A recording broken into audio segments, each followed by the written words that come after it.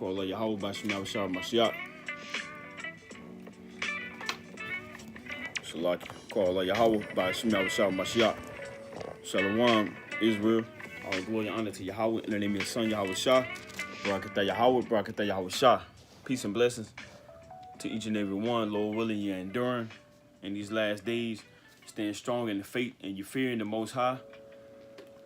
Lord willing, this will be edifying to you. Fisherman of Zion, back with another lesson through the spirit of power of Yahweh Shema Shah. Call Yahweh by Shema Shah Mashiach. Barakatah Yahweh, Barakatah Yahweh Shah. Call Yahweh by Shema Shah. Don't count this as a light thing to do, Brother Hosea. Fisherman of Zion, peace and blessing to each and every one. All glory and honor to Yahweh in the name of your Son, Yahweh Shah. Yahweh, who the world uses the title God in the name of His Son, by Hashem, Yahweh Shah HaMashiach, who the world ignorantly calls Jesus the Christ, and according to the Paleo Hebrew.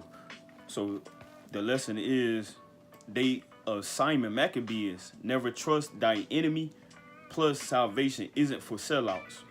So with the feast of Day of Simon, a lot of people may say, well, what is the Day of Simon? Where did it come from? What is it pertaining to? Is it something that we made up? Is it something that we just found out that only the Israelites know about? What is it dealing with? And how can we get more understanding on it? But before we get into that, we're going to open up with Psalms 122. Through the spirit and power of Yahweh Shema Shah. This is the book of Psalms, chapter 122. Peace and blessings to each and every one, the leaders and the elders in the nation, those that are keeping the commandments and staying in the faith, patiently waiting for the second coming of the righteous, the Messiah, Yahweh Shah HaMashiach. So this is Psalm chapter 122 and verse 1, and it reads, I was glad when they said unto me, let us go into the house of the Lord Yahweh. So we should be in the spirit of being glad in these last days. We understand that we got to deal with this captivity. We understand we got to deal with all type of afflictions and persecutions. That's why it says in Acts the 14th chapter, verse 22, through much tribulation, we shall enter into the kingdom of heaven. You know, through much tribulation, we shall enter into one of those 12 gates, so-called Black, Hispanics, and Native Americans. So we should be in the spirit of being glad that the Most High has given us a day to remember the downfall of the heathen nations, you know, the Edomites, you know, the Arabs, and all of the nations that had a hand in trying to overthrow the Israelites, the so-called Blacks, Hispanics, and Native Americans. So we should be in the spirit of being glad and being in the spirit of rejoicing and counting the days that are coming to where the Lord is soon going to overthrow these heathen nations, you know, and that's coming, you know. But we have to be patient, and we have to continue to occupy, like the word say in Luke, occupy till the Lord comes, you know. So it's many things that we should be doing. We should be congregating with one another, you know. We should be praying. We should be rejoicing. We should be glad. We should be reading. You know, most importantly, we should be in the spirit of being glad, because not being in the spirit of glad and thanking the Lord for all He's done for us is one of the reasons that got us to the point where we fell away from the Most High God. We had our kingdom taken away from us, you know. So let me get this real quick, and let me get this in the book of Daniel real quick. Because one thing that these nations did, they destroyed a lot of things that we had. They destroyed, they burnt a lot of our books.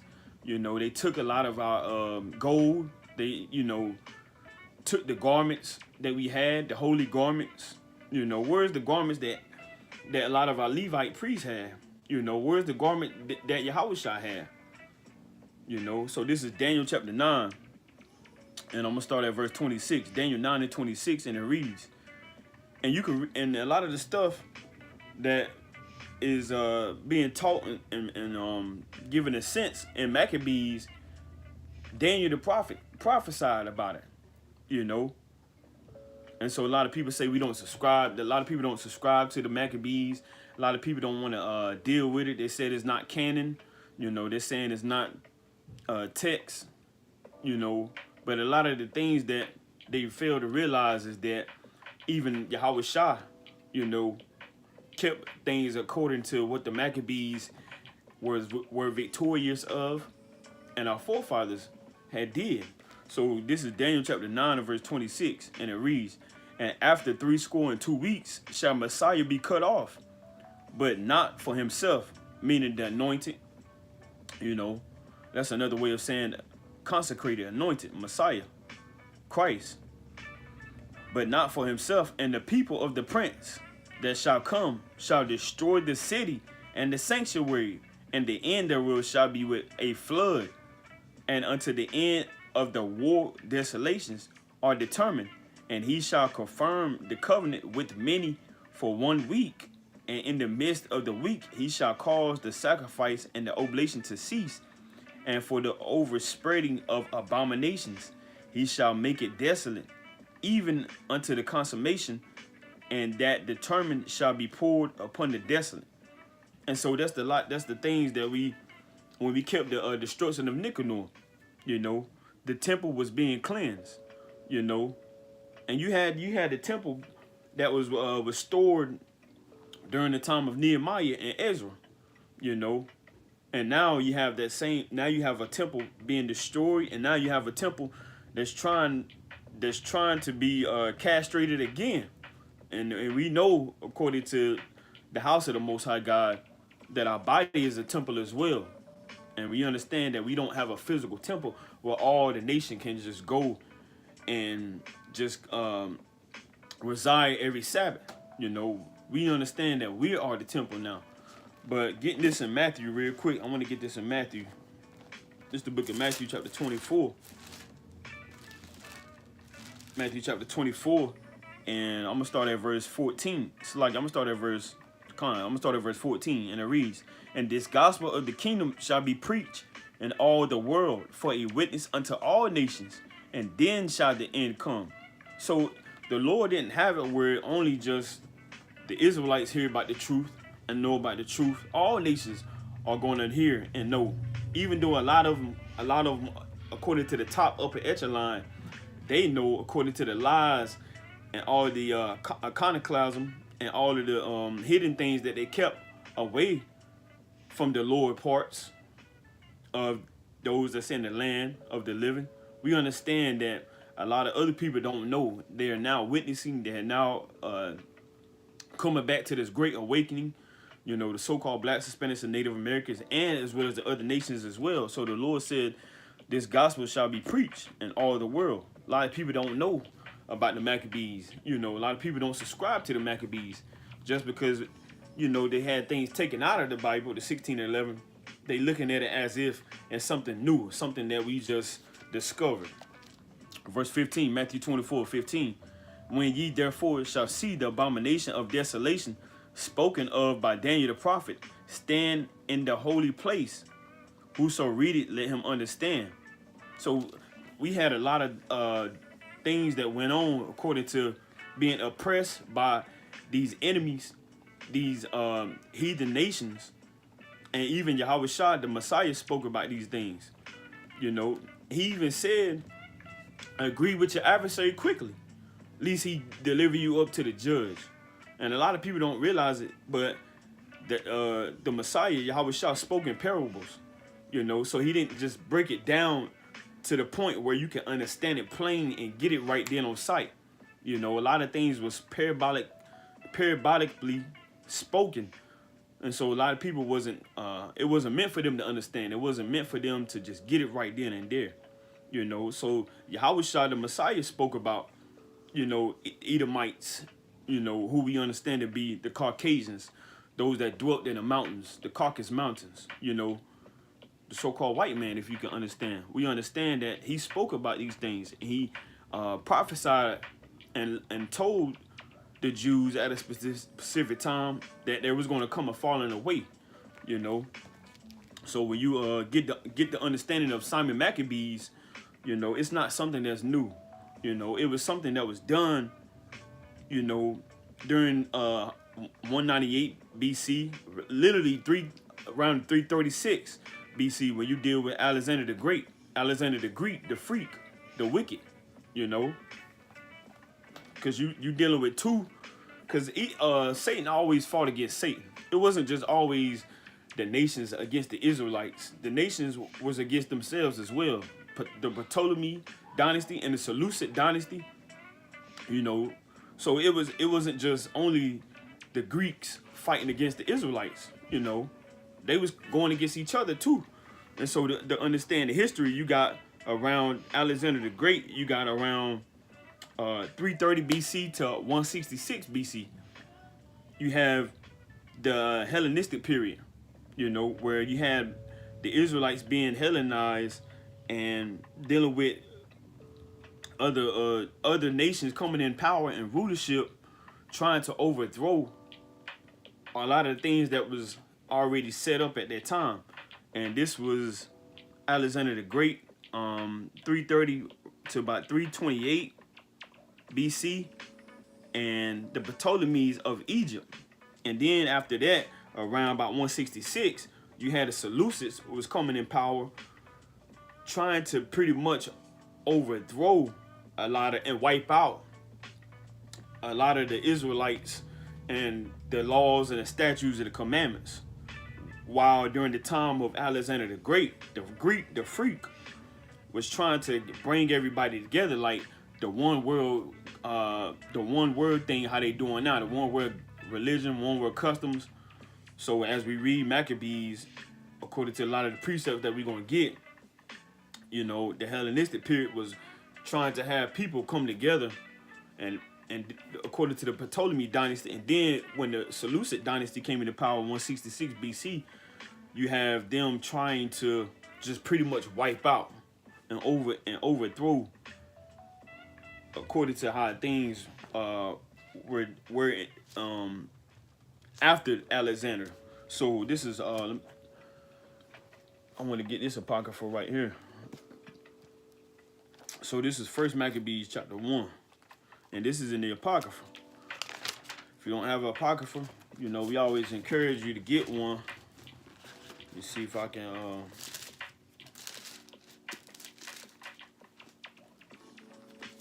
we always encourage a lot of people to get one. 1611. It's got a lot of our history in there, the Holy Bible with the apocrypha. So this is First Maccabees chapter 1. Because you may ask yourself, what is the day of Simon about? Who is the day of Simon? Who is Simon Maccabees? But before we get to that, we're gonna read a little bit about the history.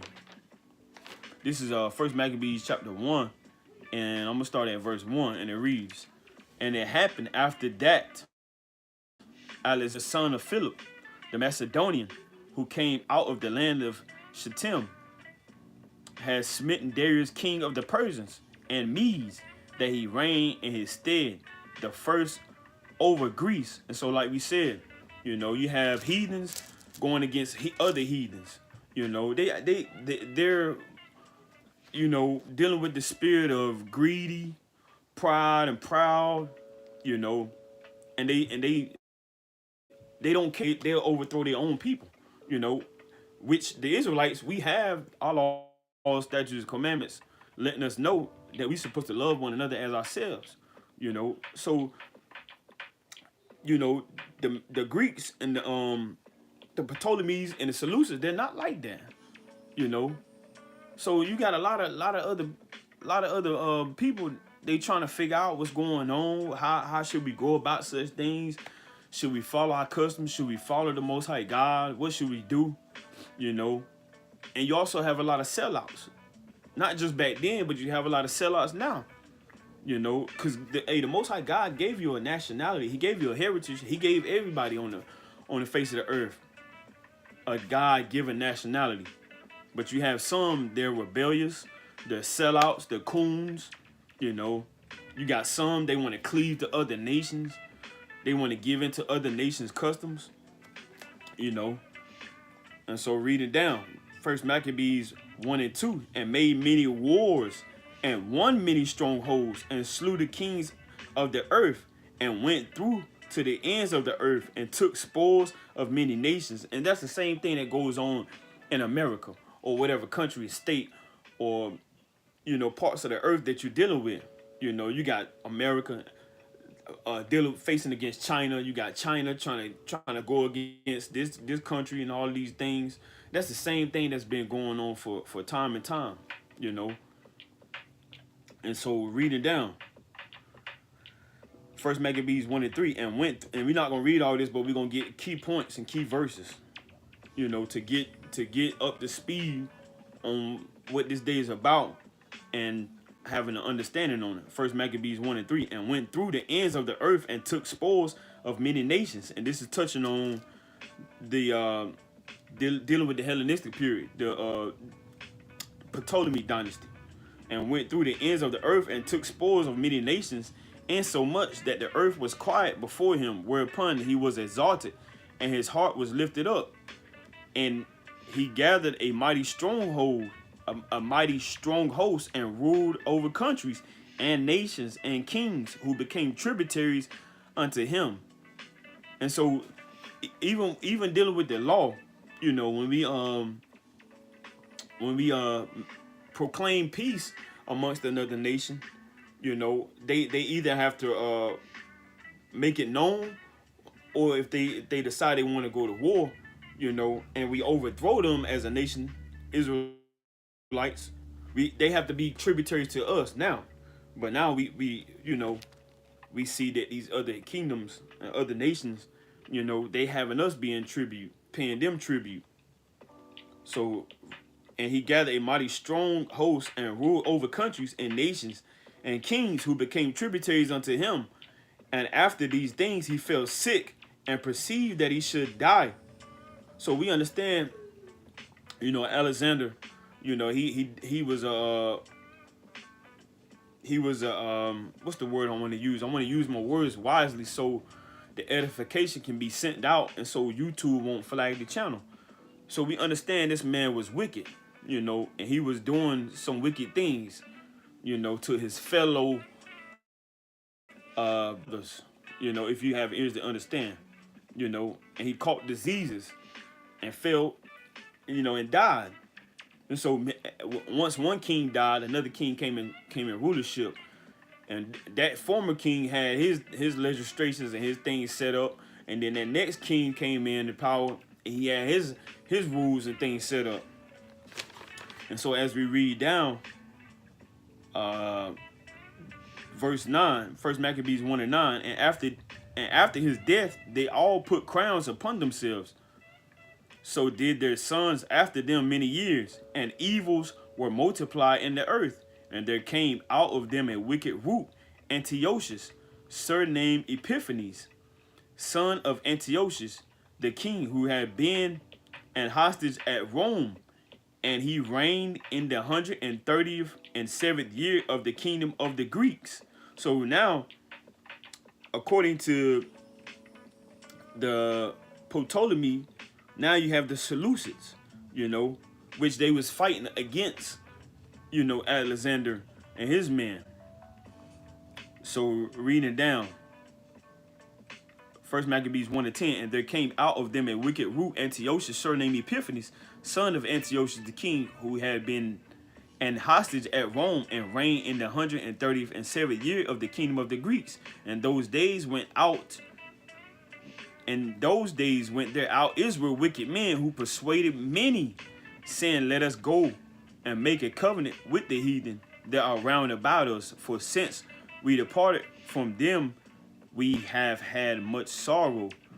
So now the Seleucids dynasty, they was pretty much, instead of bringing everybody together like the Ptolemy dynasty was, Seleucids, they was wanting to kill everybody. So you had many Israelites that sold out, which we're going to get into that a little later on in the lesson.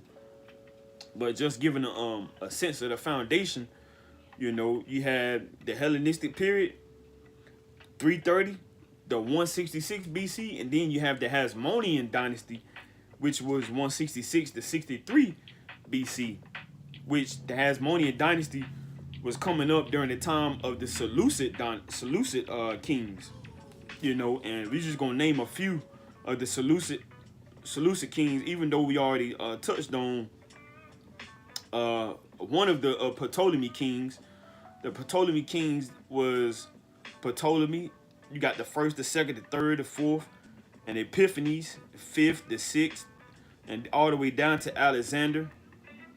And dealing with the Seleucid kings, you got Nicanor, you got Antiochus, you got, and we're not gonna name all of these, but if it's of the Most High will, we can get in more in depth.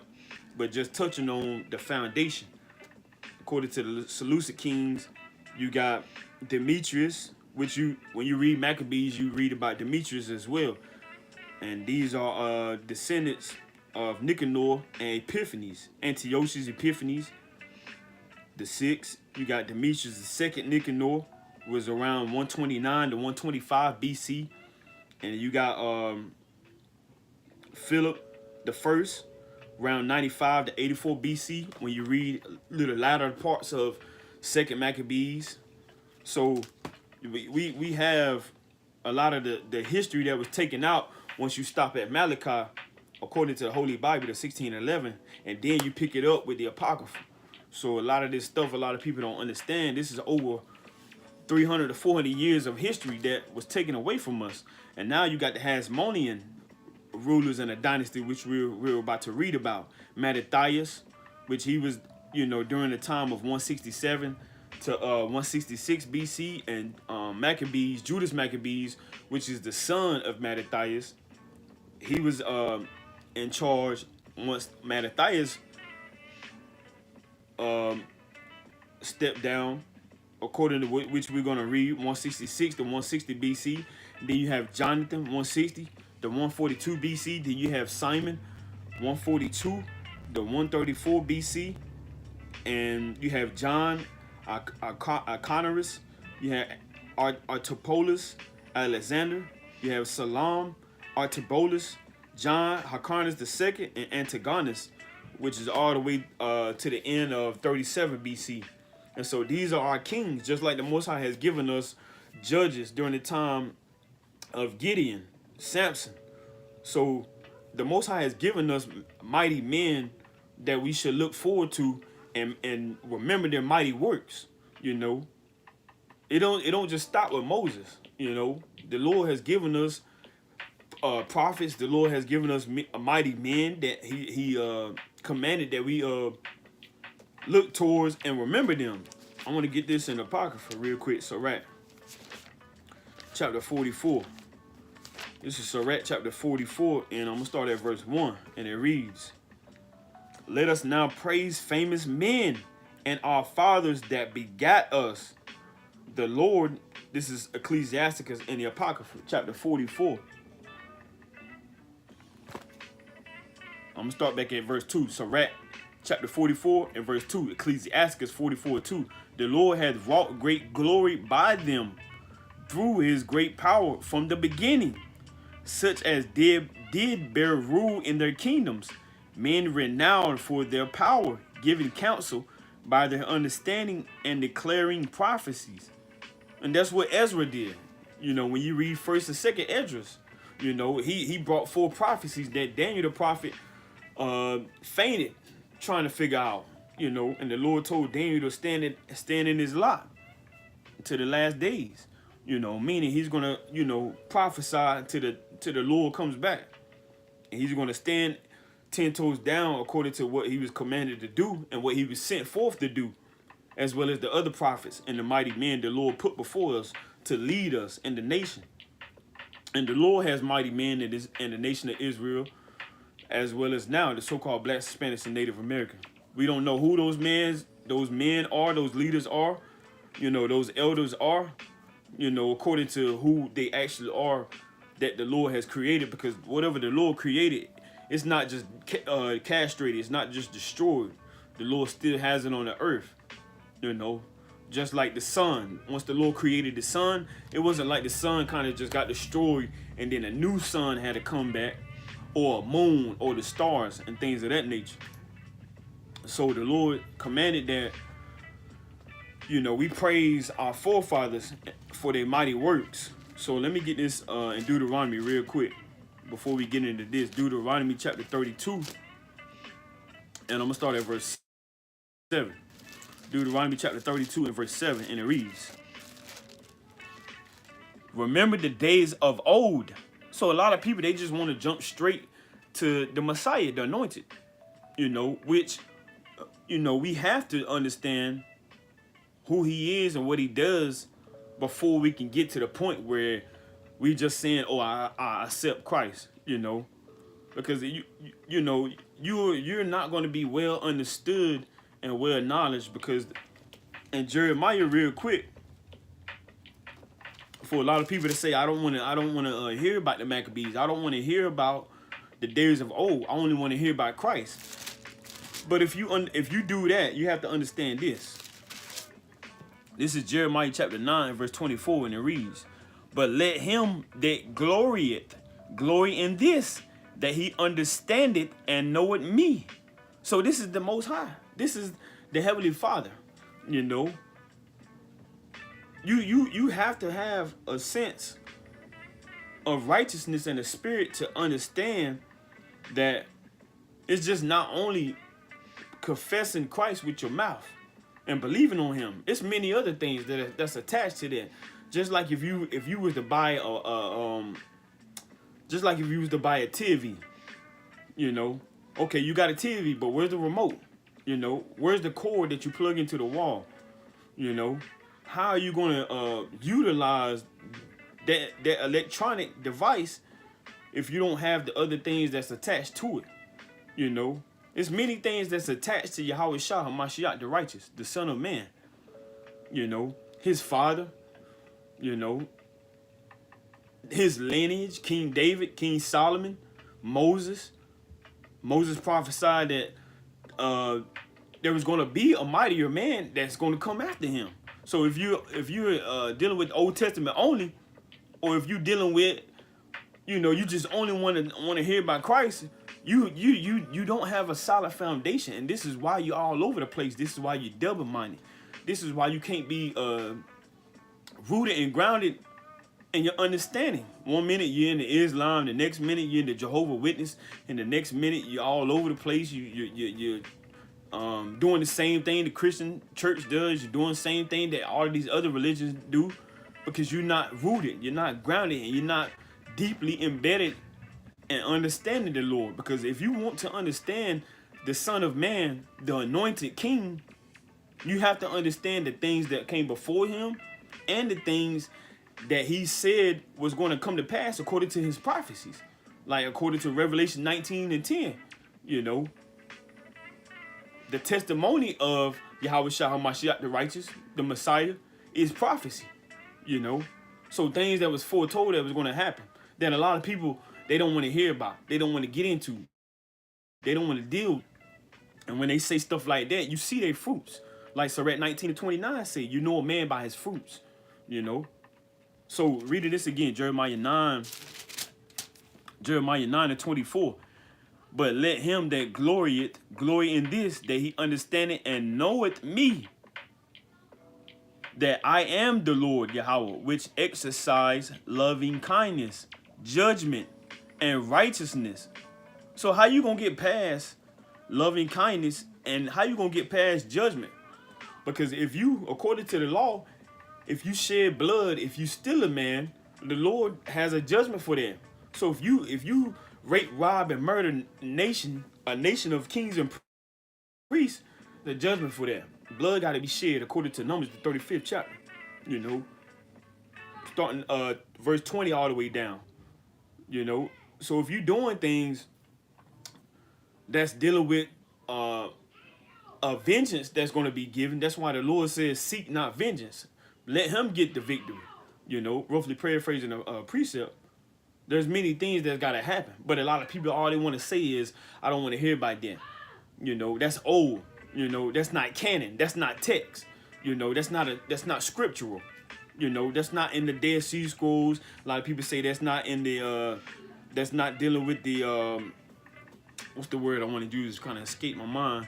They say all type of many things, which more and more things that they say, you sense and you understand that they don't have an understanding. And so, like the Lord said again, Jeremiah 9 and 24, but let him that glorieth Glory in this, that he understandeth and knoweth me, that I am the Lord Yahweh, which exercise loving kindness, judgment, and righteousness in the earth. For in these things I delight, said the Lord. So I want to get this in Sellouts chapter 9. Going back to the Apocrypha, this is Ecclesiasticus chapter 9, and I'm going to start at verse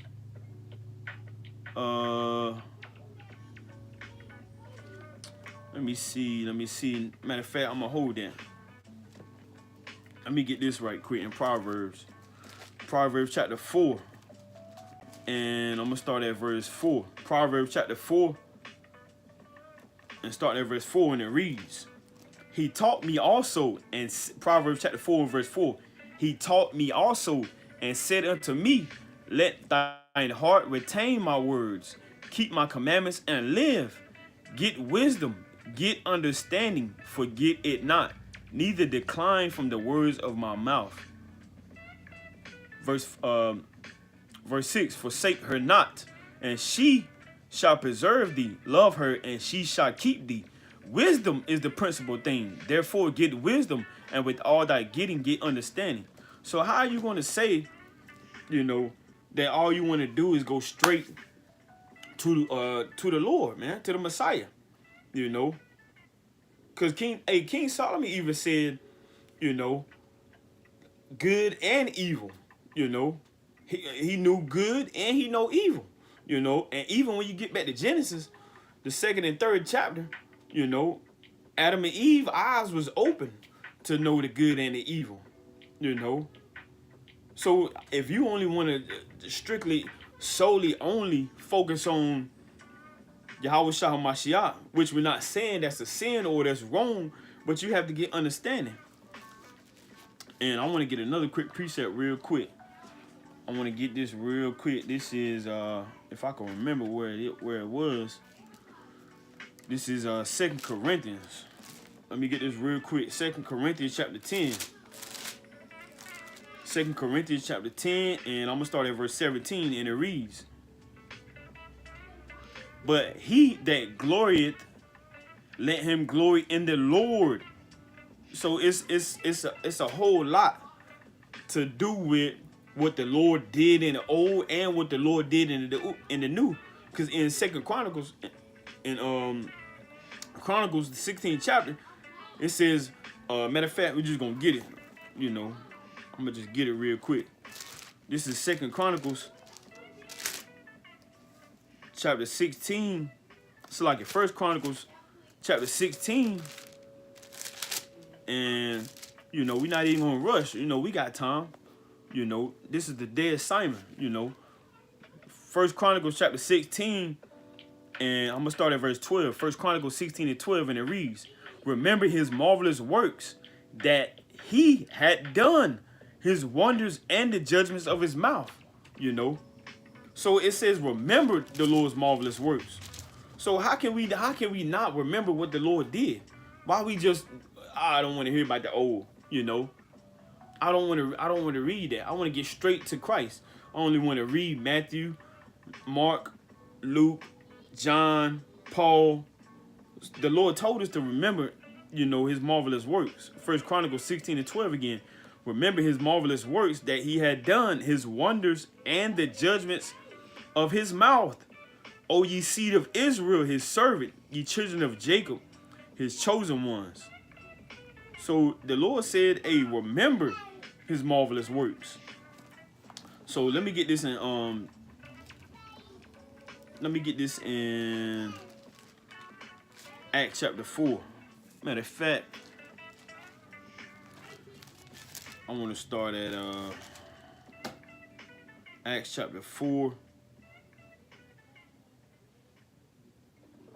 Acts chapter 4, and I'm going to start at verse 10. Acts chapter 4 and verse 10, and it reads. And so this is understanding and knowing the Lord. Because a lot of people, they don't even understand that Yahweh Shah was only sent to a specific nation, He wasn't sent to those that control the music industry. He wasn't sent to those that control, all of the banking system. You know, he wasn't sent to those that crucified him, according to the Roman rulers. You know, the Roman kings. You know. So this is Acts chapter 4, verse 10. Be it known unto you all and to all the people of Israel that by the name of Yahushua HaMashiach, which we understand the letter J didn't come about to the 15th, 16th century. So we understand and we know his name to be Yahushua HaMashiach. By the name of Yahushua HaMashiach of Nazareth, whom ye crucified, whom Most High God raised from the dead. Even by him doeth this man stand here before you whole. This is the stone which was set at naught of you builders, which is become the head of the corner. Neither is there salvation in any other, for there is none other name under heaven given among men whereby we must be saved. So a lot of people don't even understand that, you know. So when we get to Jeremiah 9:24, he said, understand it and know of me. You know, so I want to get this precept real quick. I might have to pull out my notes. For some reason, let me see if I can get this precept right quick. This is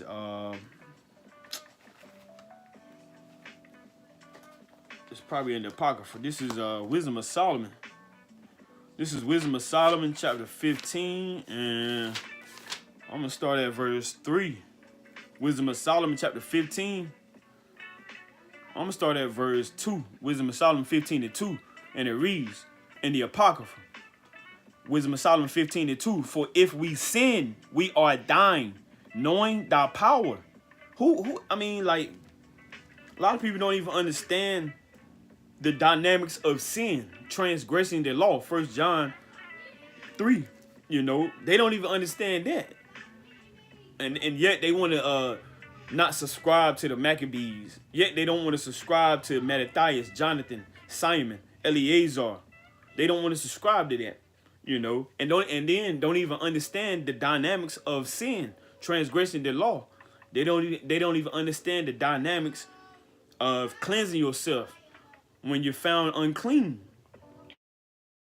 or if you're around a dead body, you know. So you have to come back to getting an understanding.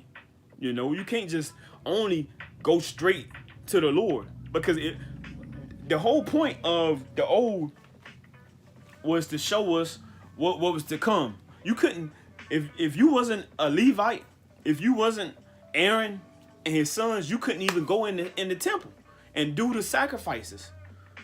What was the purpose of the veil being rent in twain?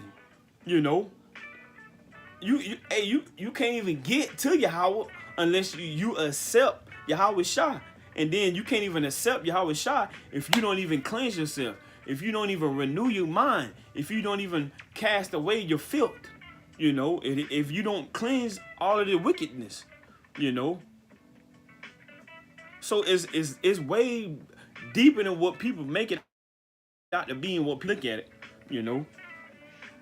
And I'm kind of getting vexed and upset because, you know, we deal with it all the time. We dealt with some brothers last week that said just because they accept Christ, they don't have to keep the law, statutes, commandments, you know. And I was irate, you know. My spirit was burning inside of me, you know. And I was upset, man. I'm upset now thinking about it, you know, because it's not the Lord sent Moses and set up Moses for nothing. Just because Yahweh Shah is here now. Not taken away from our Lord and our Savior, the righteous, the King, you know. But we believing on the Lord, but it's more than that, you know. And our forefathers told us that.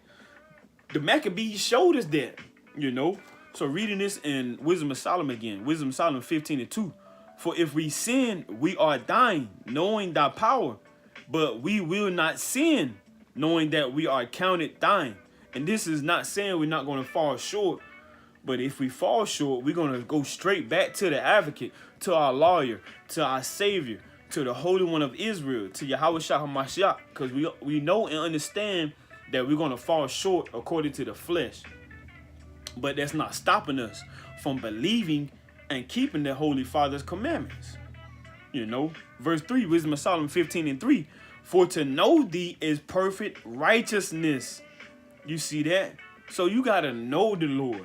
Like you might know your mama and your daddy, you know, and other people don't know, you know. They might see your mom and your dad go to a cookout, you know, or they might see them at the grocery store.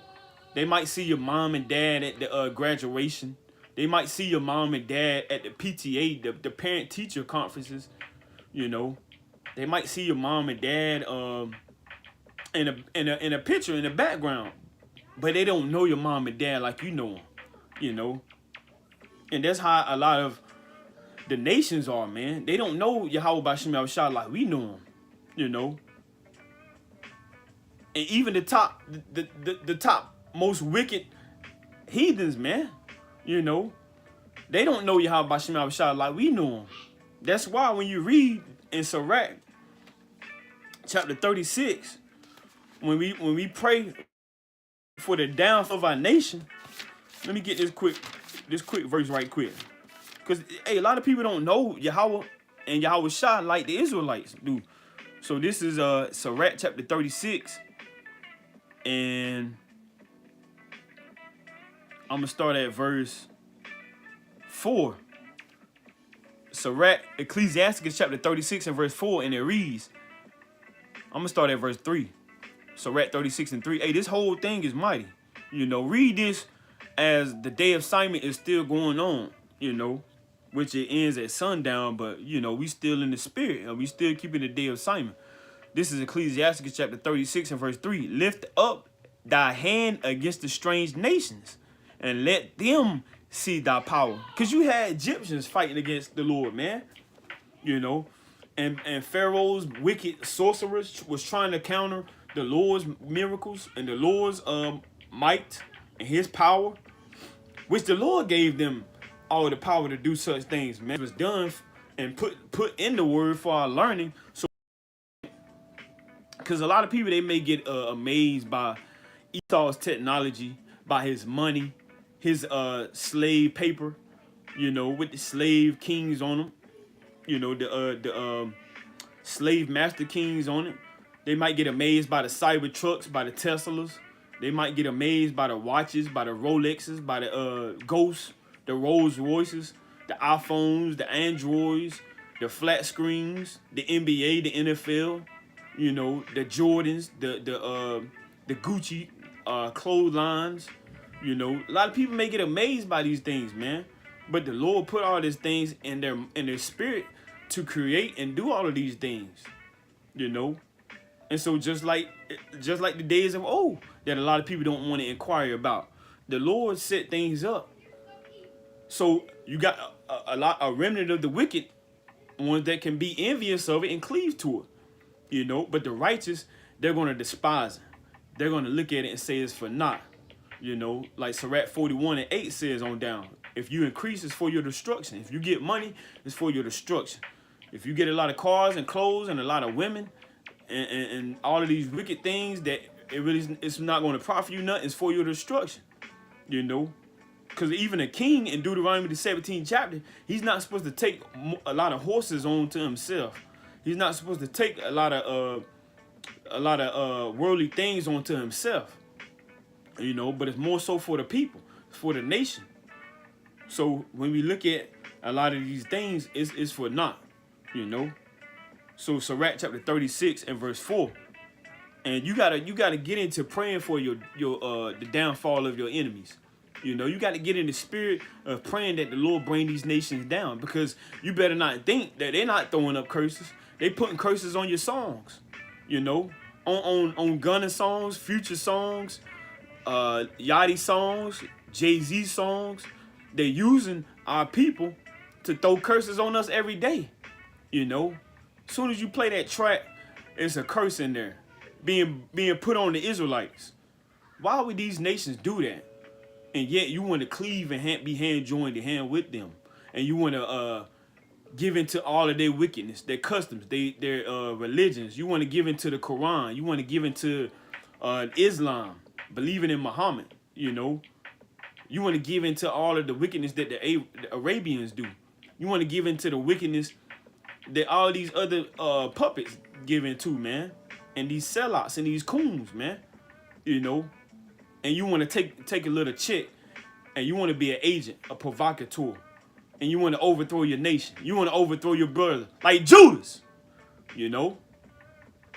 You want to kill your brother like Saul. You know. Like Saul wanted to kill David. You know. So it's nothing new. These nations put curses on us every day. So you want to just kind of just be laid up with some woman, you know, and just freak off. And you don't want to go out and teach. You don't want to get yourself prepared for the second coming of the Lord and the Savior, Yahweh Mashiach. And they put curses on us every day. They put curses. They put things in our food that have us think, you know, outside of how we supposed to be thinking. To move outside of how we supposed to be moving. Trying to jam up our body so we don't go out and teach. So we don't go out and shake the hand. You know, tax us multiple times. So we don't have time to take time off of work. To keep the feast days. So we don't take time off of work. To go out and teach the Bible. You better start praying for the downfall of your enemies, man. You better get into this. Because, hey, it's coming. You know, it's coming to the point where a lot of the sellouts of you so-called blacks, Hispanics, and Native Americans, the Lord is going to get up with you. 1 Peter 4:17. Judgment begins at the Israelites first. More so with the ancient men. The men that's been standing 10 toes down. You know, that's supposed to have been teaching the word. You know. But reading on, Sirach chapter 36 and verse 4. As thou wast sanctified in us before them, and let them know thee as we have known thee, that there is no Most High God, but only thou, O Most High God. Shew new signs and make other strange wonders. Glorify thy hand and thy right arm, that they may set forth thy wondrous works. Raise up indignation, pour out wrath, take away the adversary. What does it mean, take away the adversary? You know, when you look up that word adversary, that means enemy. You know, I'm not going to look it up, but matter of fact, I might look it up, you know, just for edification. Because a lot of people, they want to act like they don't see what's written in the word, man. You know, I'm going to get this quick precept right quick in Matthew. This is Matthew chapter 5, and then we're going to come back to this. You know, this is Matthew chapter 5, and I'm going to start at verse 25, and it reads, and this is red letter, so we already know what the deal is. We know this is the king, the righteous. This is Matthew chapter 5 and verse 25, and it reads, agree with thine adversary quickly, whilst thou art in the way with him, lest at any time the adversary deliver thee to the judge, and the judge deliver thee to the officer, and thou be cast into prison. Now, you can make an argument in a case to say, okay, he was teaching on about the Israelites parabolically, that they gotta agree with one another. Okay, you can say that, but who during the time of the Roman captivity had authority and access to put somebody in prison? Nobody. No Israelite at that time. You know, no Israelite during the time when Yahushua, the Messiah Christ, was walking on the earth. No Israelite had access to put others in prison. Nothing there was nowhere you know. If you don't, you can be a scholar. You're not gonna make that argument. You can't make that case. So we understand that this is talking about the enemies. And a lot of people don't want to deal with that because they gotta confess that they been lied to, and they gotta shut all of their religious followings down. So this is let me get this in the blue letter. Adversary. This is Antidicus. Strong's G 476. Antidicus. It's kind of not showing. But this is adversary. This is what Yahushua was talking about. Antidicus. As you can see, it says enemy down at the bottom. It says opponent, an opponent in a suit of law, an adversary, enemy. So, as he said, Matthew chapter 5 and verse 25 again,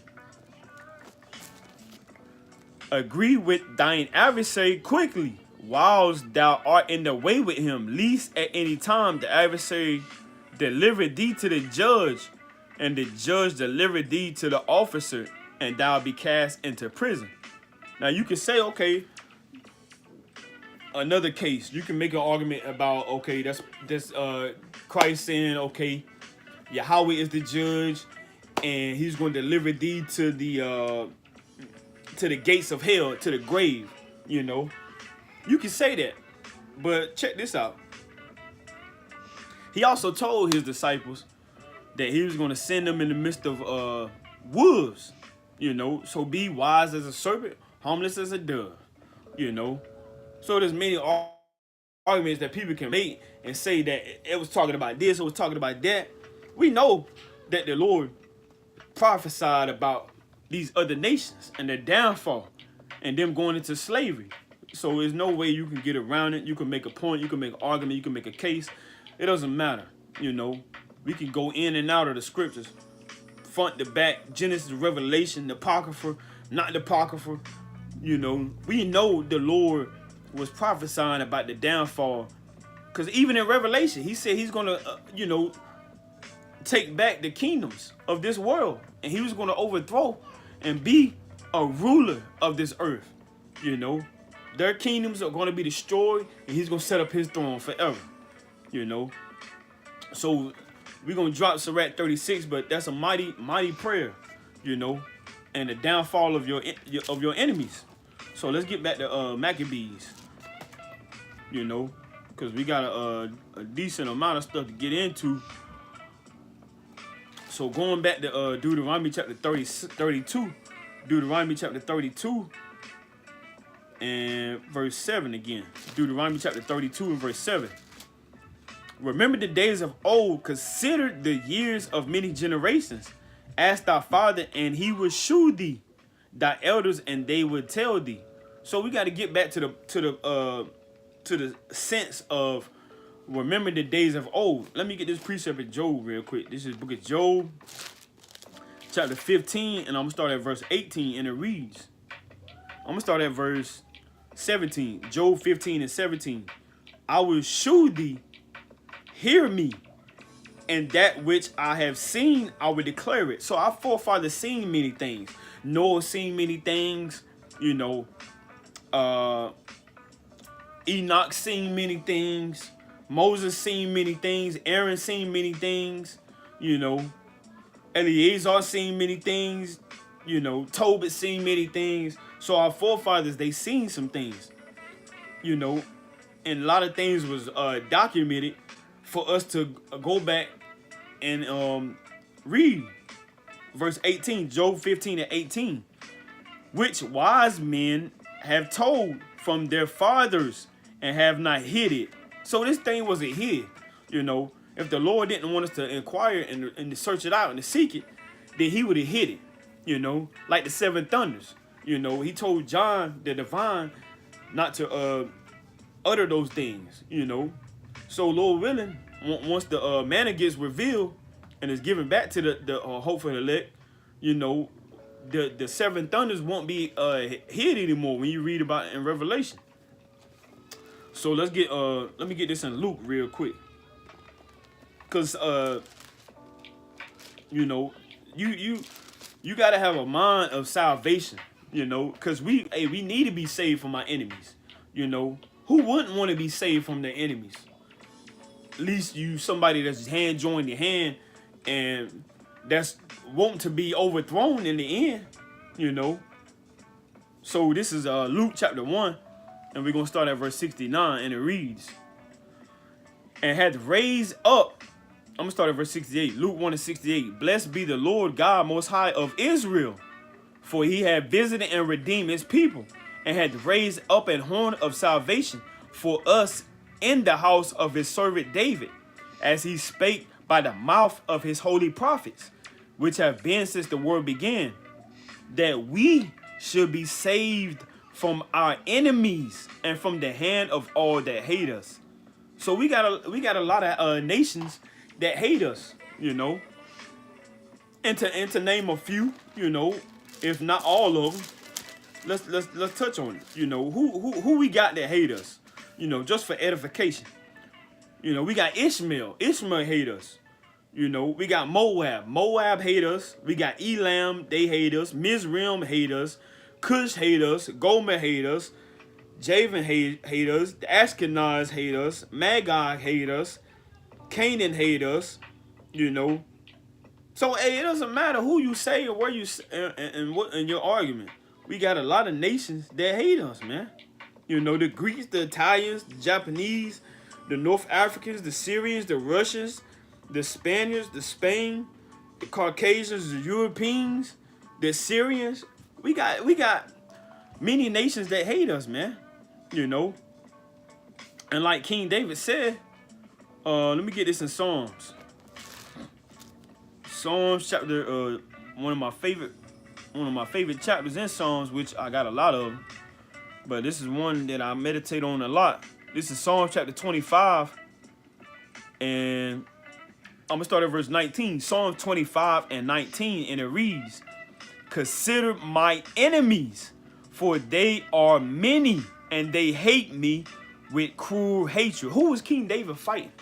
You know, the Philistines, you know. He was fighting many nations, you know. So like he said right here, Psalms 25 and 19, "Consider my enemies, for they are many, and they hate me with cruel hatred. Oh, keep my soul and deliver me." So the Israelites need to be delivered. You know, we need to be delivered from this wicked world, man. You know, it's nothing but demonic, satanic, you know, pressure to try to decompose and castrate the nation that was chosen, you know. So Psalms 25 and 20, "Oh, keep my soul and deliver me. Let me not be ashamed, for I put my trust in thee." And a lot of people, they're ashamed that the Lord chose them, you know.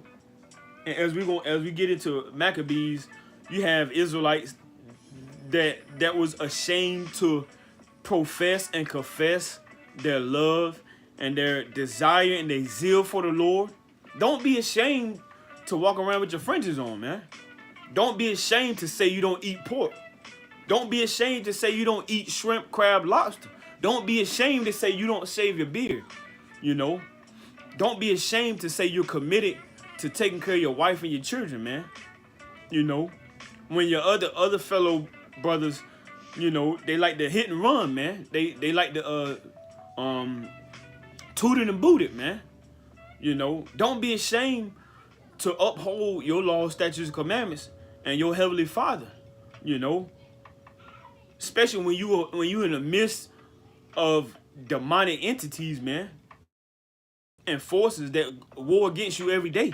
You know, so I want to get another.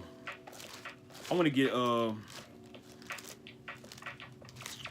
get Psalms 119. This is Psalms 119, and I'm gonna start at verse Psalms 119, and it's a lot in Psalms 119 now. Psalms 119 is mighty too.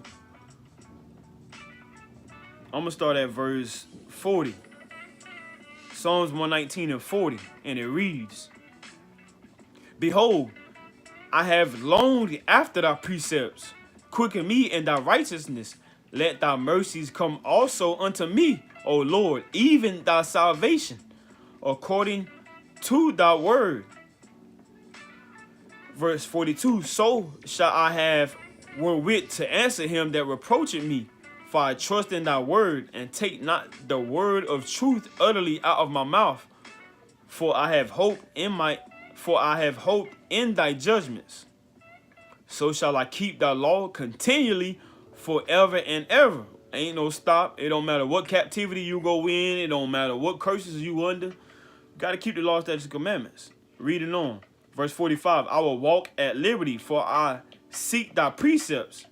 I will speak of thy testimonies also before kings, and will not be ashamed. You see that? Mighty. Read it one more time. Psalms 119 and 46. I will speak of thy testimonies also before kings, and will not be ashamed. And I will delight myself in thy commandments, which I have loved. You see that? So we not ashamed, you know, in this Americanized captivity, man. We not ashamed to have people looking at us and making fun of us, man. Because, hey, we going to get the last laugh. When them chariots come, they swing low and they beam you up. Lord willing, is everybody on this live that's an Israelite, as well as myself, you know, and the rest of the nation of Israel. Your wives and your children, my wives, my children, you know, the leaders and the elders in the nation of Israel, the so-called blacks, Hispanics, and Native Americans, you know, we not ashamed, man. We not ashamed to teach, you know, and make our face hard against other faces. You know, we're not ashamed to correct, to rebuke. We're not ashamed to love our brothers and our sisters in the nation. You know, we're not ashamed. We're going to continue to do what the Lord has commanded us to do.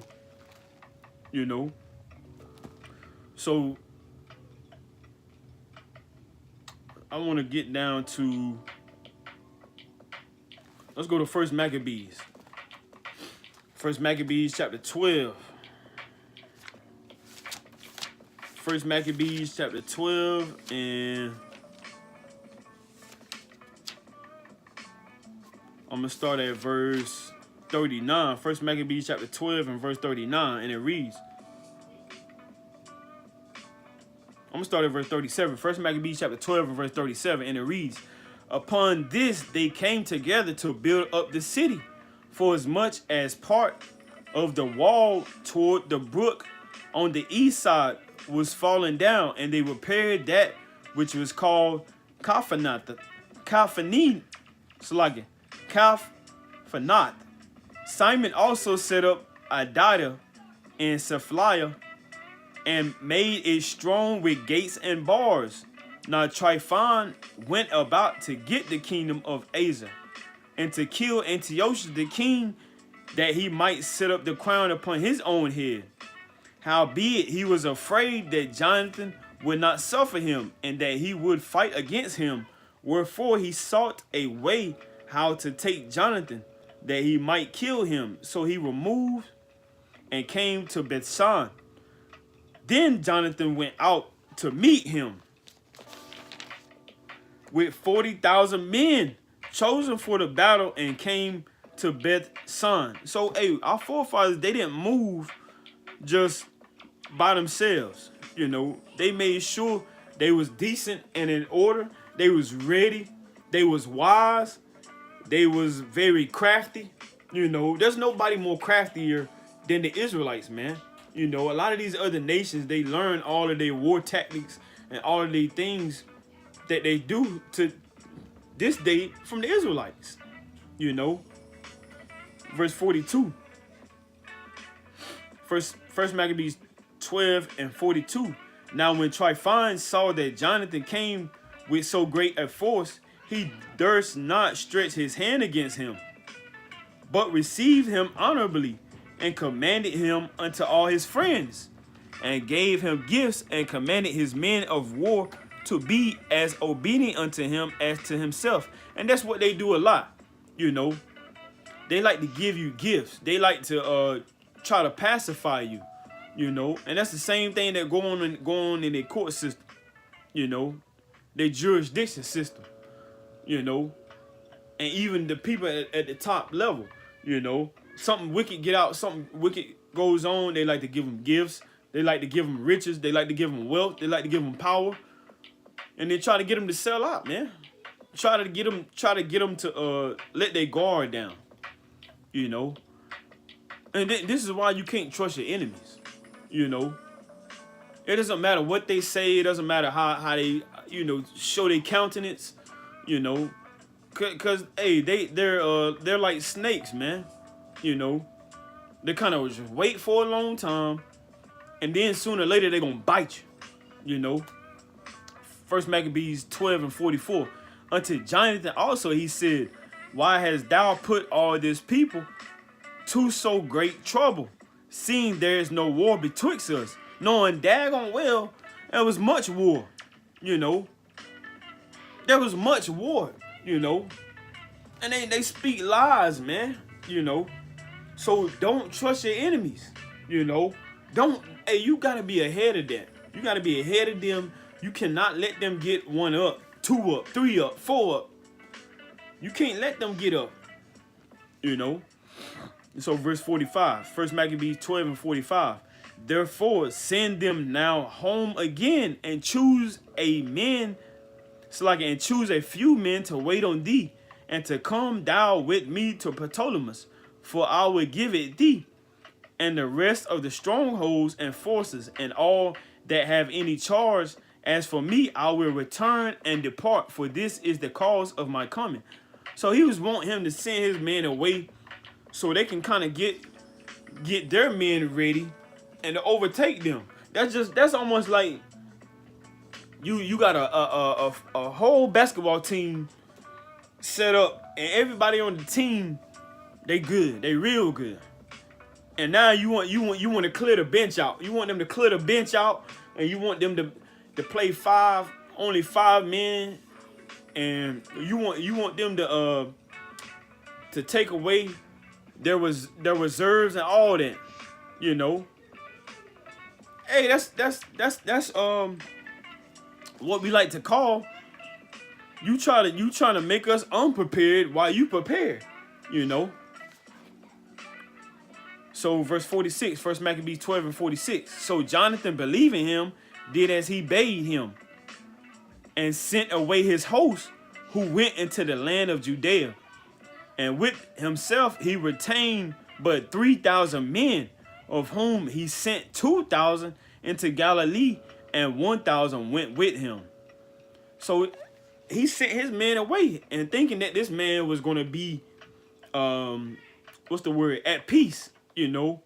Was thinking they was just going to be buddies, you know. Verse 47, First Maccabees 12 and 47. And with himself he retained but 3,000 men, of whom he sent 2,000 into Galilee, and 1,000 went with him. Now as soon as Jonathan entered into Ptolemais, they of Ptolemais shut the gates and took him, and all them that came with him they slew with the sword. See that? And this is why we can't trust our enemies. You know, this is why we got to make sure we keep our guard up. You know, this is why we got to make sure we read. This is why we got to make sure we stay in the word. This is why we got to make sure we do what the Lord said. Let me get this in Luke. This is Luke chapter 21. Luke chapter 21. This is what the Lord said. Luke chapter 21, and we're going to start at verse 36. Luke 21 and 36, and it reads, this is red letter, so you already know who it is. Watch ye therefore, and pray always. So the Messiah, he told us to watch, take heed, be aware, you know, and pray always, that ye may be accounted worthy to escape all these things that shall come to pass, and to stand before the Son of Man. So we can't let our guard down, you know. We can't let nobody get ahead of us. You know, we got to stay ready. So as we get to verse 13, First Maccabees chapter 13. Now we're not going to read all this, but like I said, we're going to get key points.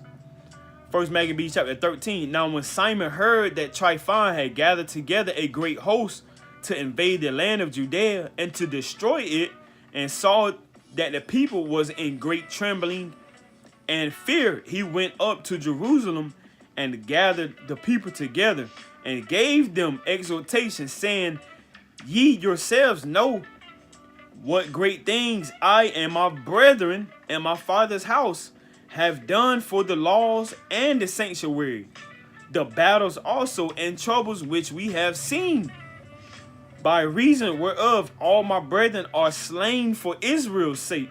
Because like 2 Timothy said, endure for the elect's sake, you know, and they put themselves in the front. They put themselves on the front line to avenge the nation, to be a counselor, to be a leader, to be a priest, you know, to offer up sacrifices, you know, so we can have a somewhat in some way to keep our customs and our heritage intact, you know. And so this is what the day of Simon is about. A man that put others before himself, you know, and there's no better way than to put your life on the line, you know, just like Yahweh Shai, the Messiah, did. You know, he put his life on the line, you know. So this is a day that you should keep and that you should remember, you know, besides Memorial Day, all of the fallen soldiers that fought for America. You know, what about before that? You know, we've had mighty men that put themselves on the front line without, because a lot of people, you know, they like, okay, I want to join this service. I want to join this service. You know, they might have did it because they were down bad. They might have found their wife cheating on them. They might say, I need to leave. You know, I need to get away. I want to go to this country. I want to go to that country. Or I need good benefits. Or I need some money. You know, I can't find a job, so let me enlist into the service. But our forefathers didn't do that. They didn't say, I want to join the Maccabees for money. Or I want to join the Maccabees so I can get a lot of women. So I can show my muscles. You know. They did that for righteousness, you know. For the will of serving and glorifying the Heavenly Father. 1 Maccabees 13:4. By reason whereof all my brethren are slain for Israel's sake, and I am left alone. Now therefore be it far from me that I should spare my own life in any time of trouble, for I am no better than my brethren. Doubtless I will avenge my nation and the sanctuary and our wives and our children, for all the heathen are gathered to destroy us of very malice. See that? So it wasn't just only the heathen. Hey, he had to do that against a lot of sellouts too, you know, because you had many people that were Israelites that went into joining with the heathen, man. You know. So before we go back to this, let me get this in Sirach. And we have to be aware and we have to watch. Because even your own people going to sell you out in these last days. You know, this is Sirach. And the heathen will pull out all the stops. They will use your own people. They might try to use your mama. They might try to use your cousin. They might try to use your aunt, your uncle. You know. So like this is Sirach chapter 12 and verse 10, and it reads. Sirach chapter 12, Ecclesiasticus in the Apocrypha chapter 12 and verse 10, and it reads, never trust thine enemy, for like as iron rusted, so is his wickedness. And when you see something get rusty, you know, it starts off with a little bit of rust. You know, you kind of walk away, then you come back, and now that thing just got worse. You know, so you can't talk nobody out of their wickedness, man. It's gonna get worse and worse. You know, it's gonna get worse and worse and worse.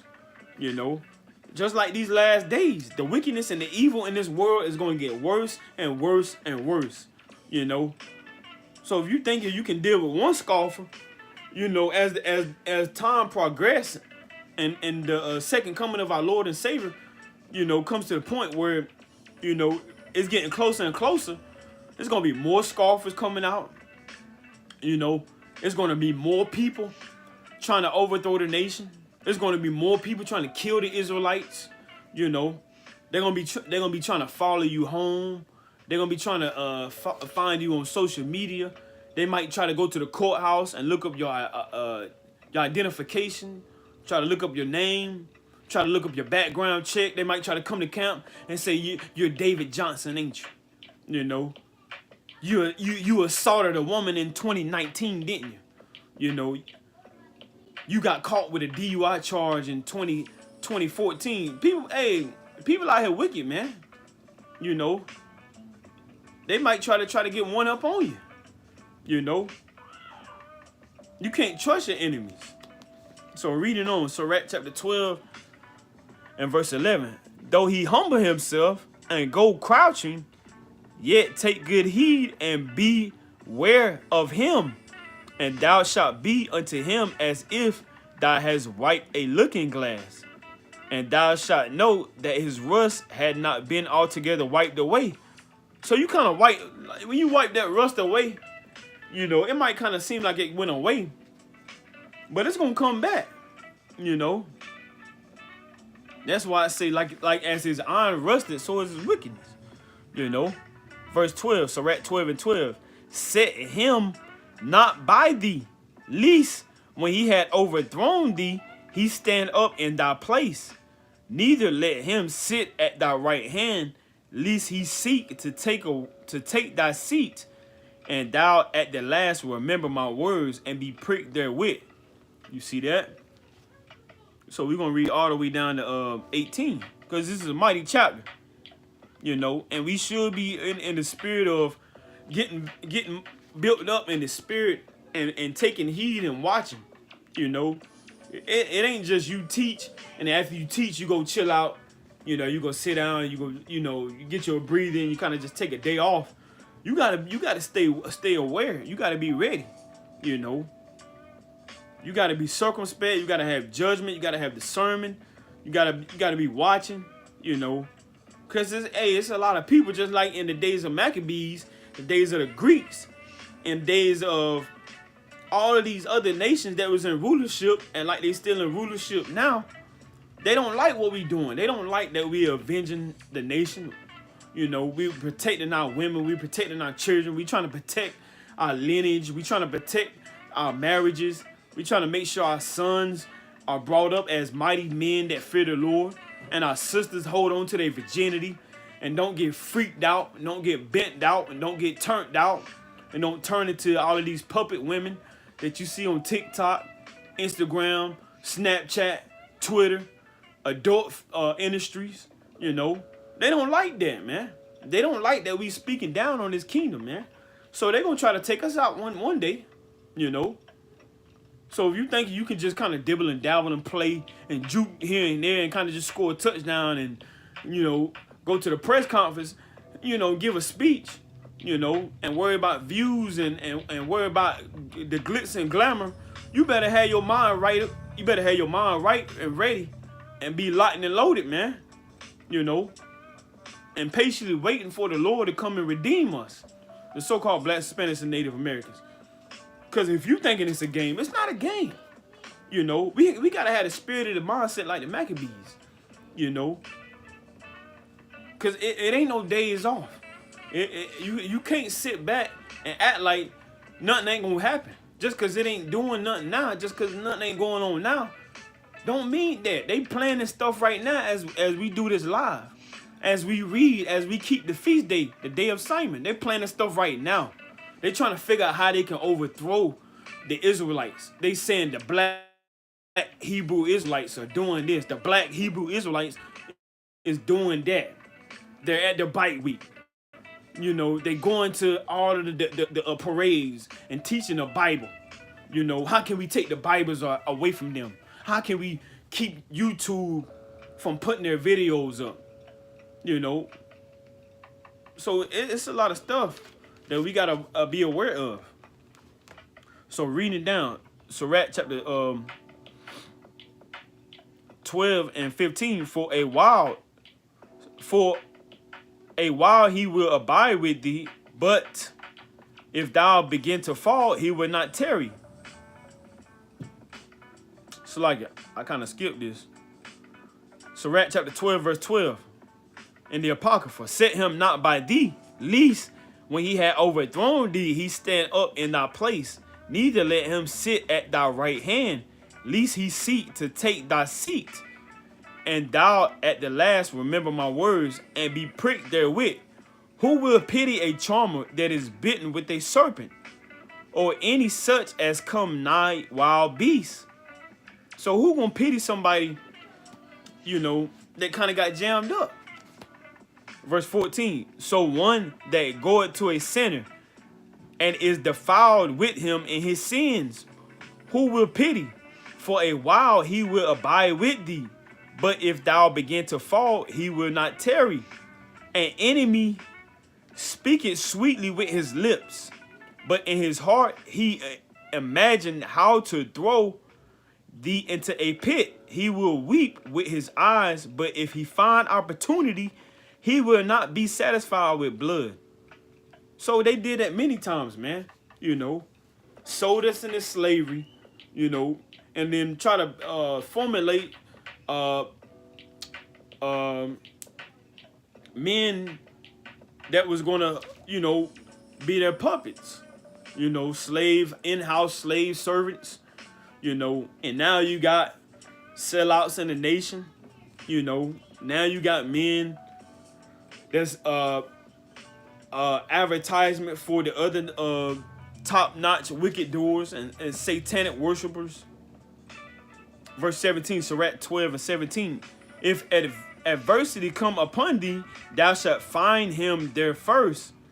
And though he pretend to help thee, yet shall he undermine thee. And Esau tries to pretend that he's helping you.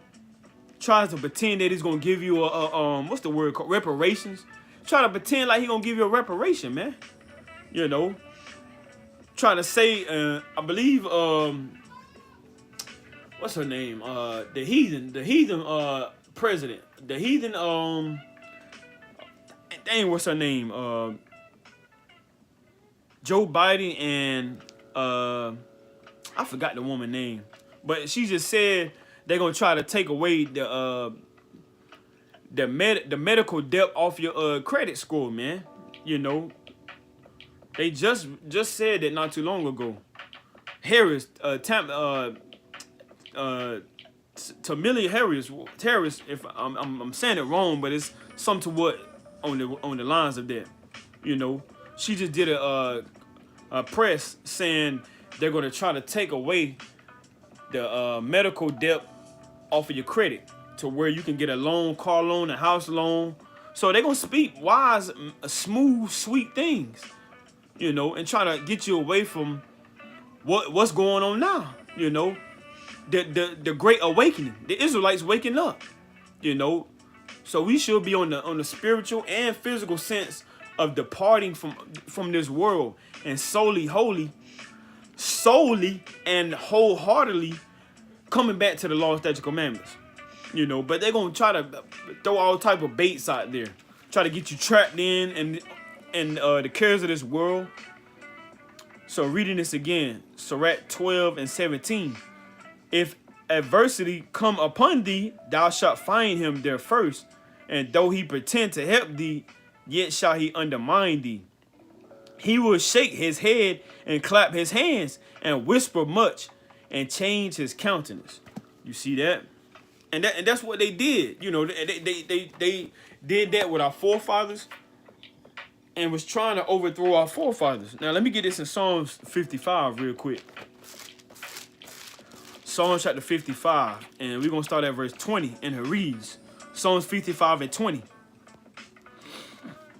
He had put forth his hands against such as be at peace with him.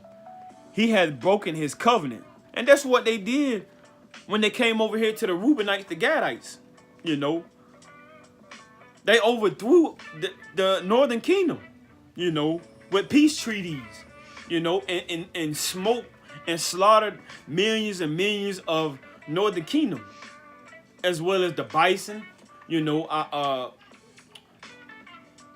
our only source of food,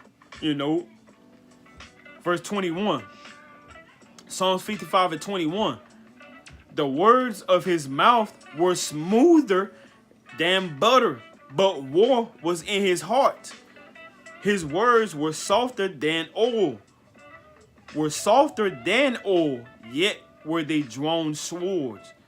So they saying they ain't gonna do this, they ain't gonna do that, And then next thing you know, they pull out they weapons, which is a sword is another modern day understanding as a gun or as some type of artillery weapon. You know, that's what they do. You know, they try to make it seem like they're very cordial and calm with us, and then the next thing you know, they cut us down.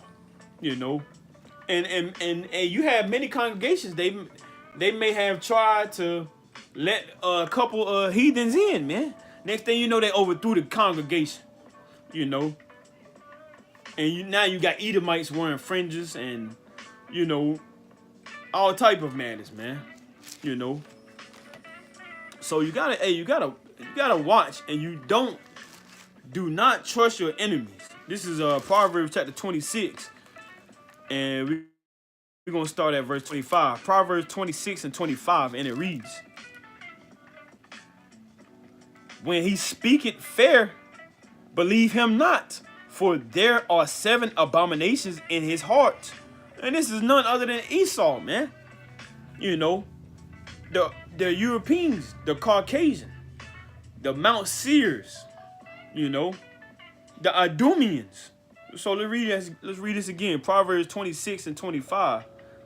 "When he speaketh fair, believe him not, for there are 7 abominations in his heart, whose hatred is covered by deceit." It's like it.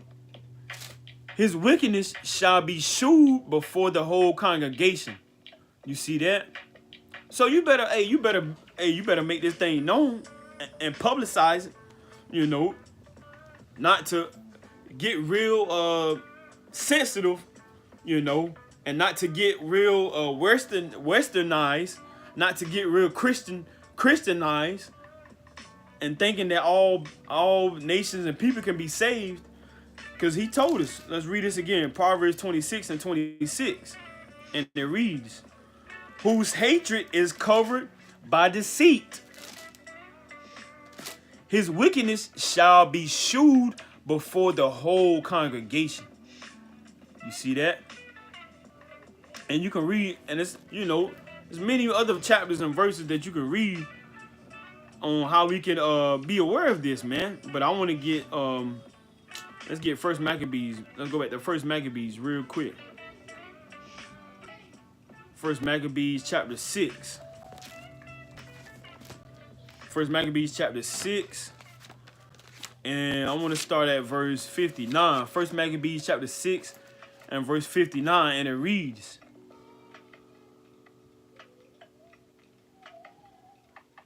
I'm going to start at verse 56. First Maccabees 6 and 56. And it reads, "And was returned out of Persia and Media, and the king's host also that went with him, and that he sought to take unto him the ruling of the affairs. Wherefore he went in all haste, and said to the king and the captains of the host and the company, We decay daily, and our victuals are but small, and the place we lay siege unto is strong, and the affairs of the kingdom lie upon us. Now therefore let us be friends with these men, and make peace with them, and with all their nation, and the covenant with them, that they shall live after their laws, as they did before. For they are therefore displeased, and have done all these things, because we abolished their laws." And Esau is very crafty, you know, very crafty. Verse 60, First Maccabees 6 and 60. "So the king and the princes were content, wherefore he sent unto them to make peace, and they accepted thereof. Also the king and the princes made an oath unto them, whereupon they went out of the stronghold. Then the king entered into Mount Zion, but when he saw the strength of the place, he brake his oath that he had made, and gave commandment to pull down the wall round about." You see that? They never keep their word, you know, and we've seen it time and time again. Verse 62. It's like verse 63. "Afterward departed he in all haste, and returned unto Antiochus, where he found Philip to be master of the city. So he fought against him, and took the city, by force. Now, I want to jump to chapter 7 and verse 13. First Maccabees chapter 7 and verse 13. And you should be upset when you read these things, man. You know. Because, hey, we can't be sensitive in these last days, man. You know. We gotta be very austere and very protective over things that our forefathers fought for. First Maccabees 7 and 13, and it reads, "Now the Assyrians were the first among the children of Israel that sought peace of them. For said they, one that is a priest of the seed of Aaron is come with this army, and will do us no wrong. So he spake unto them peaceably, and sware unto them, saying, We will procure the harm neither of you nor your friends. Whereupon they believed him. Howbeit he took of them 80 men," which we understand a score is 20, so you got 20, 40, 60. 80 men, and slew them in one day, according to the words which he wrote. You see that? And so, hey, once we put our guard down, you know, hey, now they overthrowing us. So, hey, when we read this, we got to have the spirit of learning from this and making sure we stay in a position where we're ready every day. Ready spiritually, ready mentally, you know, because we understand we can't fight against this man's kingdom with carnal weapons. You know, we have to fight this spiritual fight, you know, because if you can't fight this spiritual fight, why would you try to fast forward to the physical fight, you know? Because we dealing with all type of demonic spirits and things we wrestle in high places, like you read in Ephesians chapter 6. So First Maccabees 7 and 17. "The flesh of thy saints have they cast out, and their blood have they shed round about Jerusalem, and there was none to bury them. Wherefore the fear and dread of them fell upon all the people, who said, There is neither truth nor righteousness in them, for they have broken the covenant and oath that they made." So they always broke the covenant and the peace treaties that they made, man. You know, so this is why we got to make sure we watch and take heed and stay up. And what's the word I want to use? Warn the nation, you know, because that's what that's what the watchman was doing, you know. When you read Ezekiel chapter 3, you know, they was making sure that once war and danger came into the vicinity, that hey, we was letting it be known, blowing the trumpet, sounding the alarm, you know, letting it be known that war is around us, man. So we're gonna go back to First Maccabees chapter 1. First Maccabees chapter 1. Because hey, a lot of our people, a lot of our brothers and sisters, you know, they feared, and within that fear, they gave in, you know, and they sold out. So this is First Maccabees chapter 1 and verse 10. First Maccabees chapter 1 and verse 10. And you got to make sure you don't sell out in these last days, man. You know, because a lot of people, they may give up your information. They may say, okay, he's over here on Saturdays, or he's over there on Friday nights teaching the Bible. You know, they may go straight to your family house because they don't know how to get to you. You know, so you got to make sure you don't sell out in these last days. You got to pray that the Lord strengthen you. You got to pray that the Lord gird you, your mind and your spirit, you know, to have a sound mind and to not have Satan come in and to not have Satan intervene in your spirit. You know, First Maccabees 1 and 10.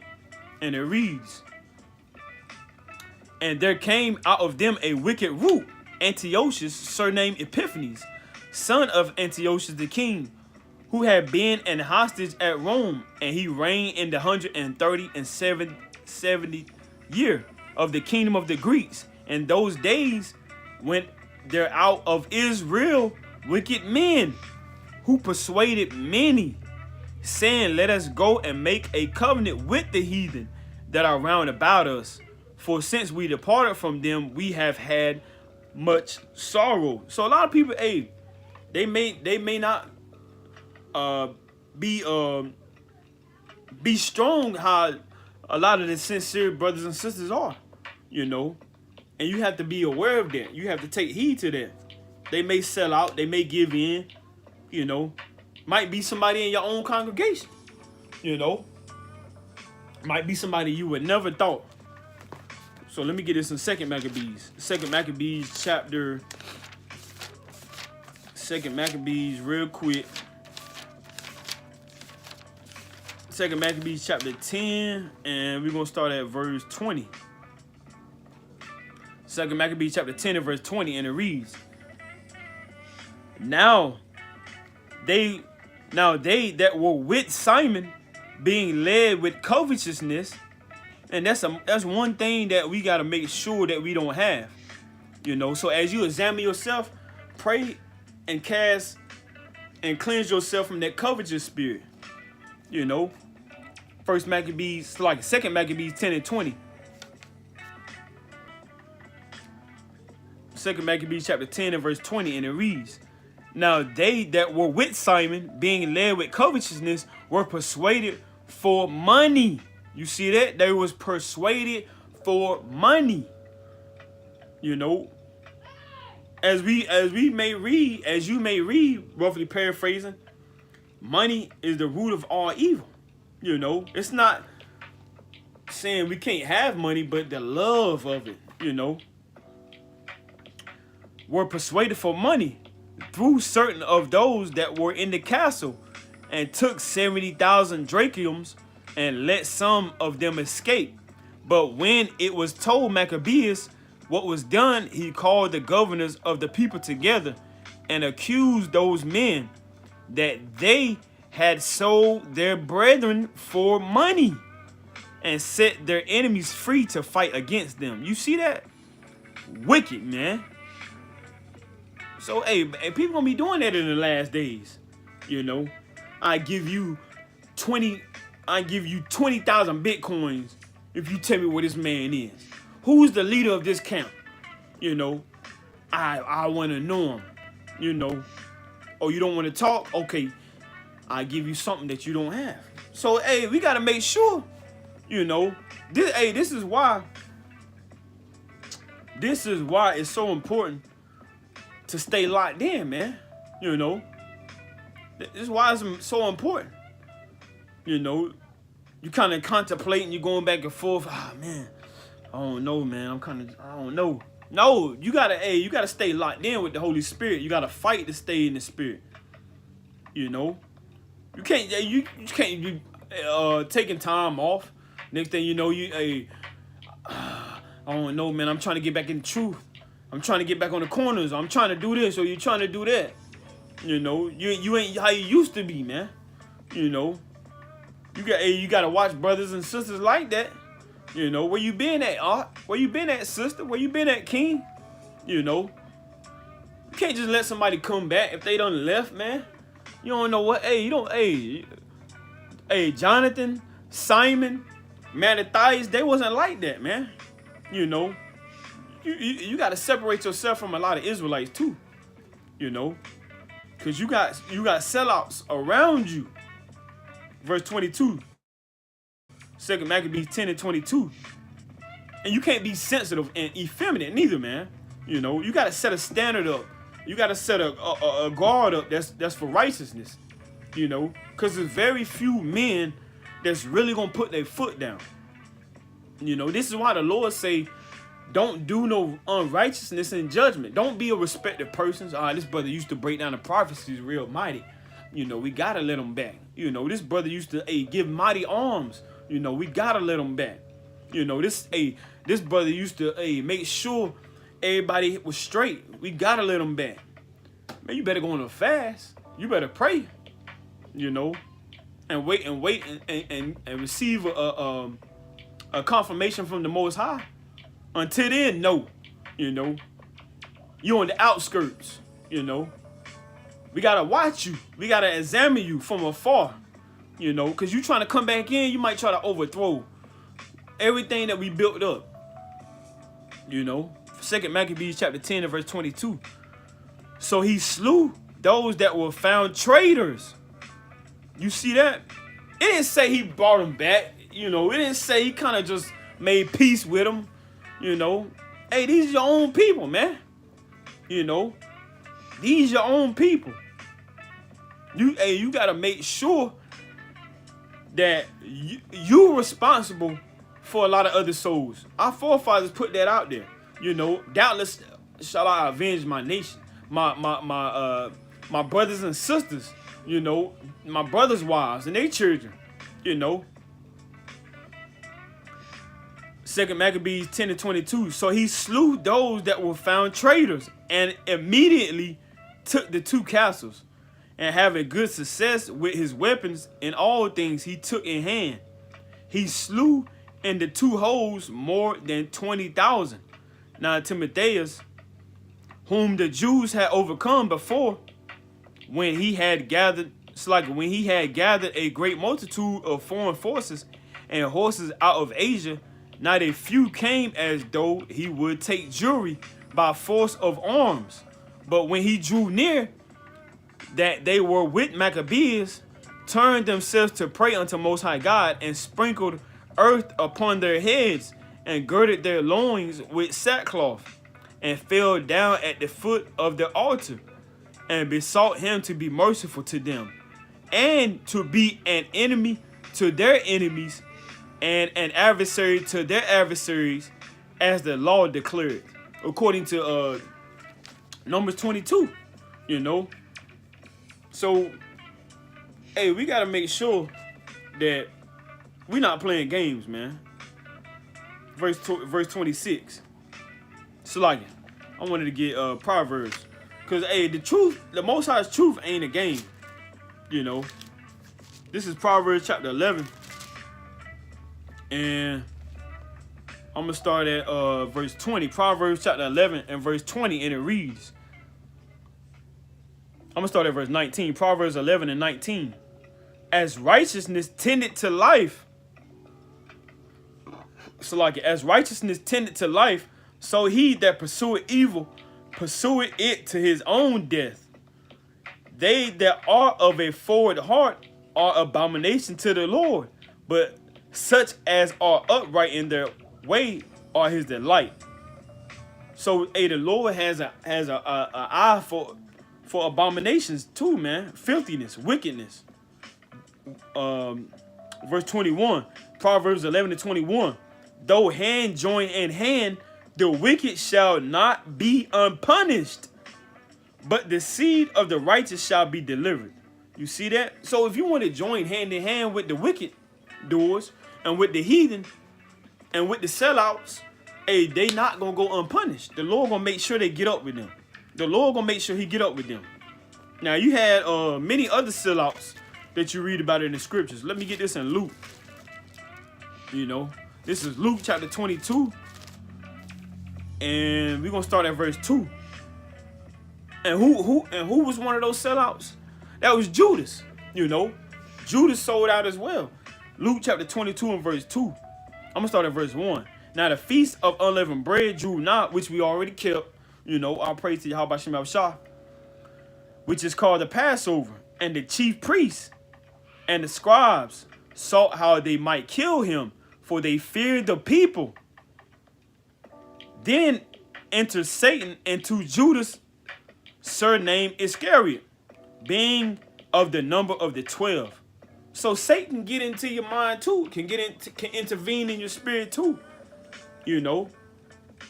And this was one of the 12. He seen the miracles. He knew the in-depths of the word, you know. He knew a lot of things that a lot of us don't even know, you know. So it doesn't matter how much you know about the word. It doesn't matter if the Lord revealed this to you or if he didn't reveal this to you. That is not going to make or break you. That is not going to stop anything from being done, you know. So, hey, Judas sold out, you know. Verse 4.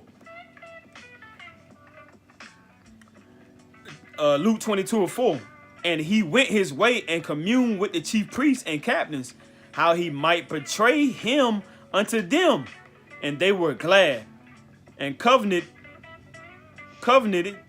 to give him money. You see that, as we just read, that a lot of other Israelites, they sold out for money, and here we got Judas selling out for money as well. Verse 6, Luke 22:6. So like, I want to get this quick precept. This is Matthew. This is Matthew chapter 6 and verse 26, and it reads, no man can serve two masters, for either he will hate the one and love the other, or else he will hold to the one and despise the other. You cannot serve God and mammon. Which you can't serve God and money. Can't serve God and these materialistic things, man. You know. So it's no way possible for you to love the Most High God and money at the same time. If you got it, you got it. If you don't got it, keep getting closer to the Lord. Try your hardest to increase your faith. Try your hardest to increase, in keeping the law, statutes, commandments. Try your hardest to increase in loving your brothers and sisters. Try your hardest to increase in doing works to serve others. Whether it be taking over the video side of the ministry, recording, whether it be, helping others and making sure they got whatever things they may need, So it should be, the little bit that I have, I'm going to serve the Lord with it, Verse 20, going back to Luke 22 and verse 6. Luke chapter 22 and verse 6. And it reads, and he promised and sought opportunity to betray him unto them in the absence of the multitude. Now I want to go down to verse 47. Luke 22 and verse 47. And it reads,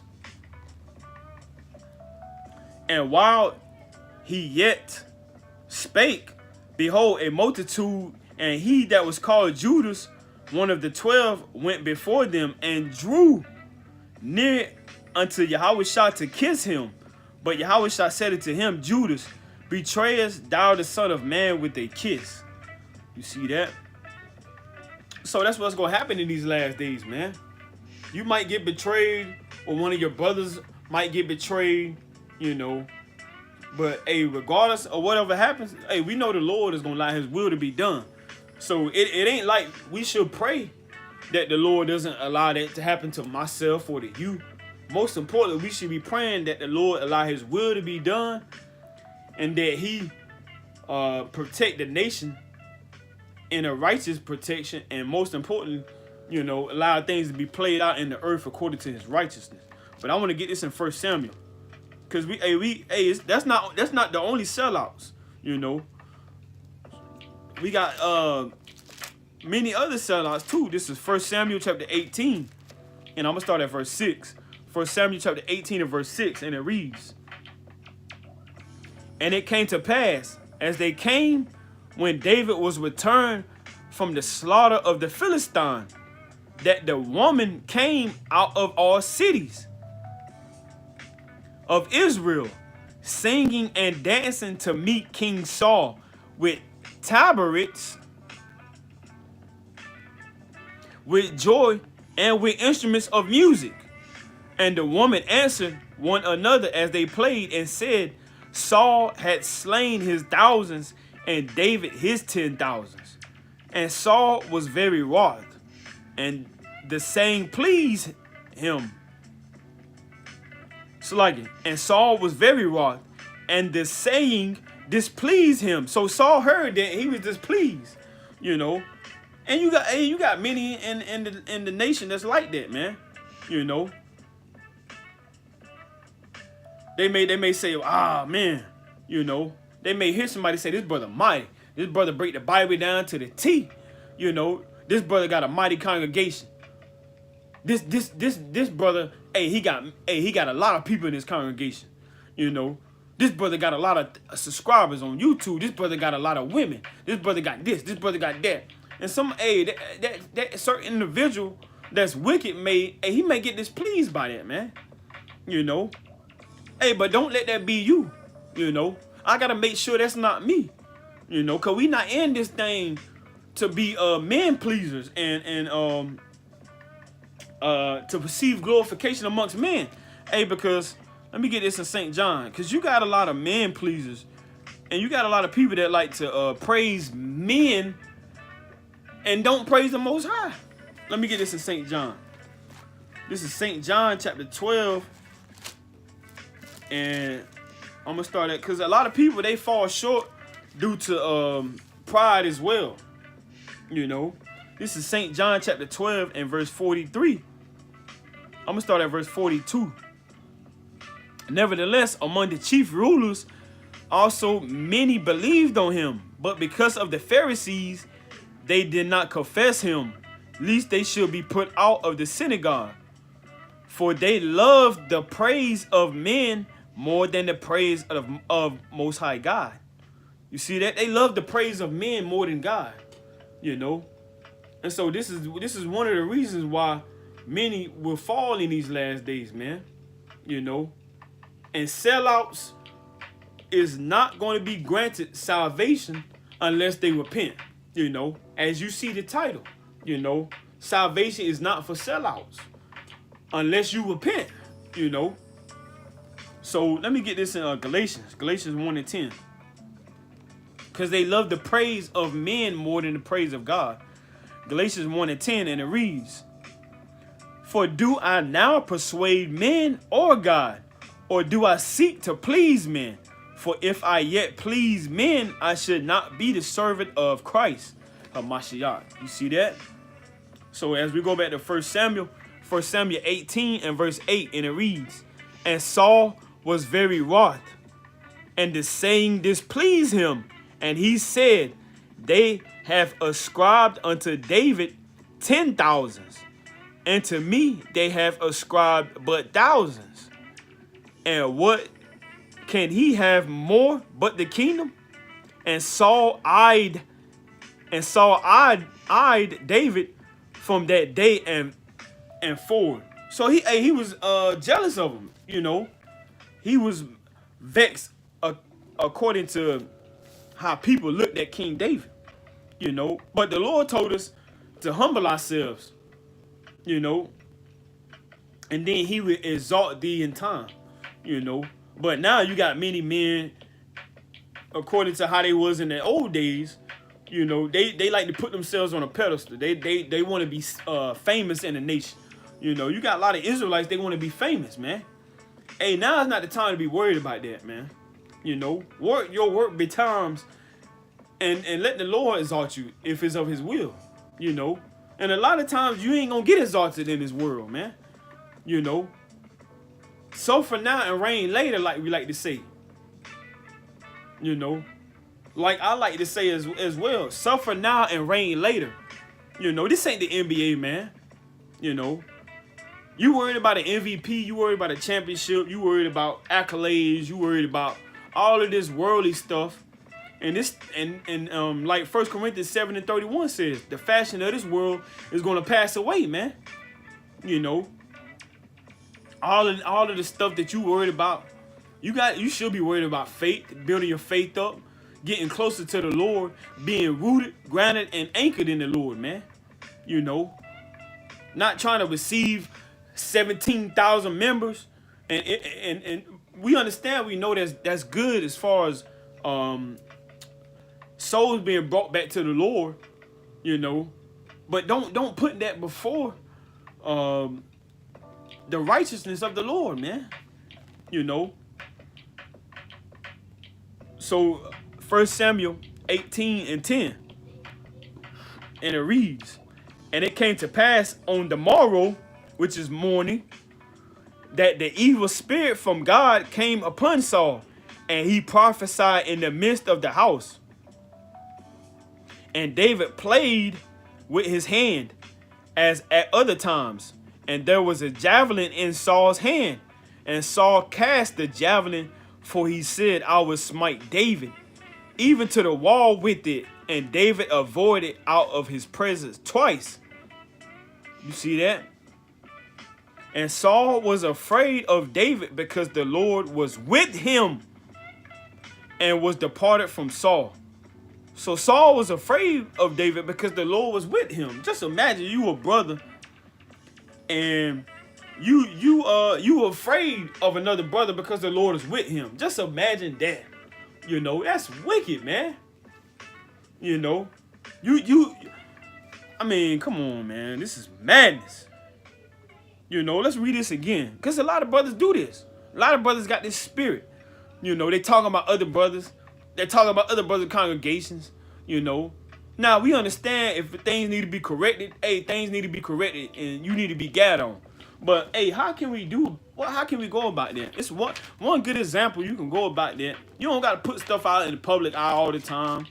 You know, if you don't spoke to the brother or the leader or the elder or whatever, hey, and they didn't go through it and they didn't, because we understand the Lord said they don't want to be reproved because they're wicked.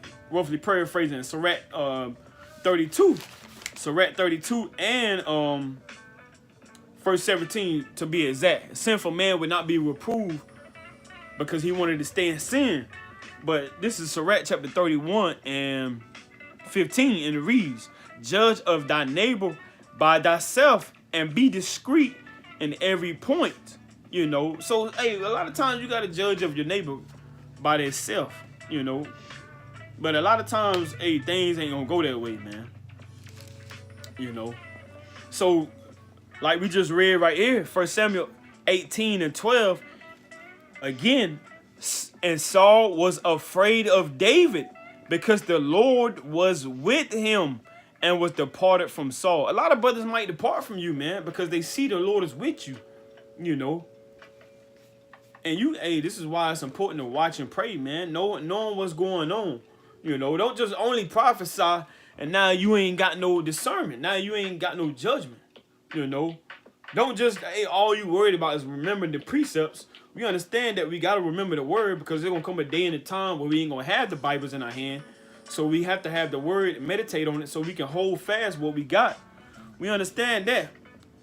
But, man, you got to watch, man. You gotta be aware because there's many things going on in these last days. You know. So I want to get this in, and there's more we can get. You can read Numbers chapter 16 about Korah and Dathan and Abiram, how they try to overthrow Moses, how they try to come against Moses. Read Numbers chapter 16. You know, hey, that whole chapter is mighty. And the Lord opened up the ground because wicked man was rebellious, you know. And you had many other sellouts too. But I want to go back to 1 Maccabees. 1 Maccabees chapter 13. 1 Maccabees chapter 13, and I want to start at verse 41. 1 Maccabees chapter 13 and 41, and it reads, it's kind of 41. 1 Maccabees 14 and 41. Thus the yoke of the heathen was taken away from Israel in the 170th year. Then the people of Israel began to write in their instruments and contracts in the first year of Simon the high priest, the governor and the leader of the Jews. So Simon wasn't just a regular man. You know, he was a mighty leader, you know. And if you feel like you can't get to a point where you're just not trying to exalt the Lord and glorify the Lord because you're not on his level. Hey, the Lord said if you are faithful over small, he's going to allow you to be a ruler over much in the kingdom of heaven. You know, so it can start with your wife. It can start with your children. It can start with you. You know, you got to stop watching pornography. You got to stop masturbating. You got to stop smoking. You got to stop defiling your temple. You know, you got to stop freaking off, man. And you got to stand up and be a man. If you're a man, you got to stand up and be a woman. If you're a woman in righteousness, you got to stand up for righteousness, you know. Just because you're not a leader over a congregation, that don't mean you draw the line and you just sit down and you don't do nothing. You know, if you're a woman that has children, be a leader in your household. Teach your children how to fear the Lord. Teach your children the law, statutes, and commandments. You know, if you're a man, if you don't have a wife and no children, hey, get yourself right. You know, start with your mind, cleanse yourself, and baptize yourself in the things that the Lord baptized with. You know, doing what the Lord commanded him to do, like he said, like Christ, Yahweh said in St. John 5:30, as he hear it, that's what he did according to his Father commanded him to do such things. You know, Yahweh commanded that Yahweh should be a lamb that was sacrificed and shed his blood for the nation of Israel. You know, so it starts with you. You know, you ain't gotta be over many different churches and congregations. You know, to be looked at and to be felt as a mighty man. You know, cast off of them wicked demonic spirits in your house, man. You know. So reading this again. 1 Maccabees 13:42. Then the people of Israel began to write in their instruments and contracts in the first year of Simon the high priest, the governor and leader of the Jews. In those days Simon camped against Gaza and besieged it round about. He made also an engine of war. So and you can read about things that our forefathers made in 2 Chronicles 32 as well. You know, because our forefathers, they wasn't just writing things down. They wasn't just known only as scribes and nobles and only as prophets, man. They got busy with their hands, man. You know, you don't want to take this truth, take the Most High's truth, and just only make it boring to you, you know. And now all you do is read, and you looking at things as boring. All you do is watch videos, and you looking at things as it's being bored. And after you done went to camp, now you ain't got nothing to do. You know, you can do some things with your hands too, man. You know, start working on cars if you don't know how to work on cars. You know, start working on stuff around your house or your apartment complex. You know, or pick up a new trade or something, man. You know, our forefathers won't just dibbling, flipping through the scrolls and the scriptures, man. They was out there. They was husbandry. You know, getting outside, getting dirty with their hands. You know, this truth ain't boring, man. It's a lot that goes into the truth, man, of Yahweh B'Shem Abishah. You know, you got men that circumcise the male boys on the 8th day.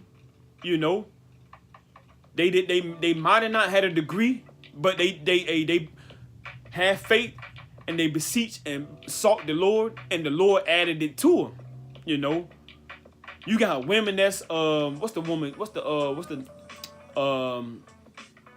got women that's helping other women give birth.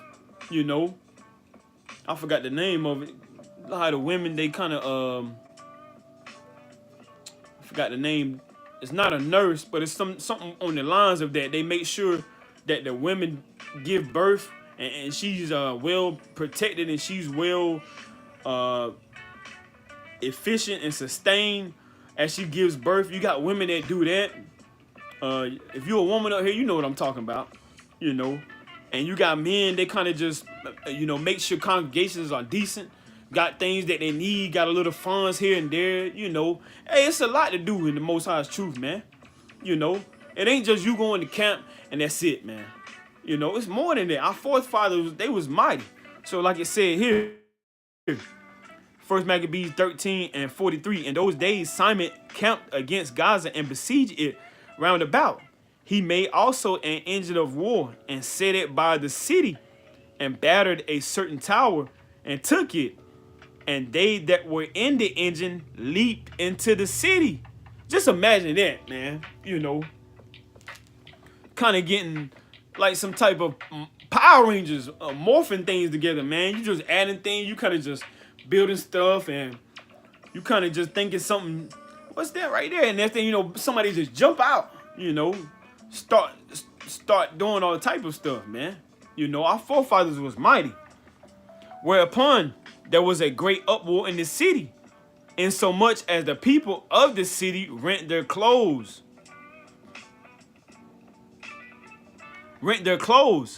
and climbed upon the walls with their wives and children, and cried with their loud voice, beseeching Simon to grant them peace.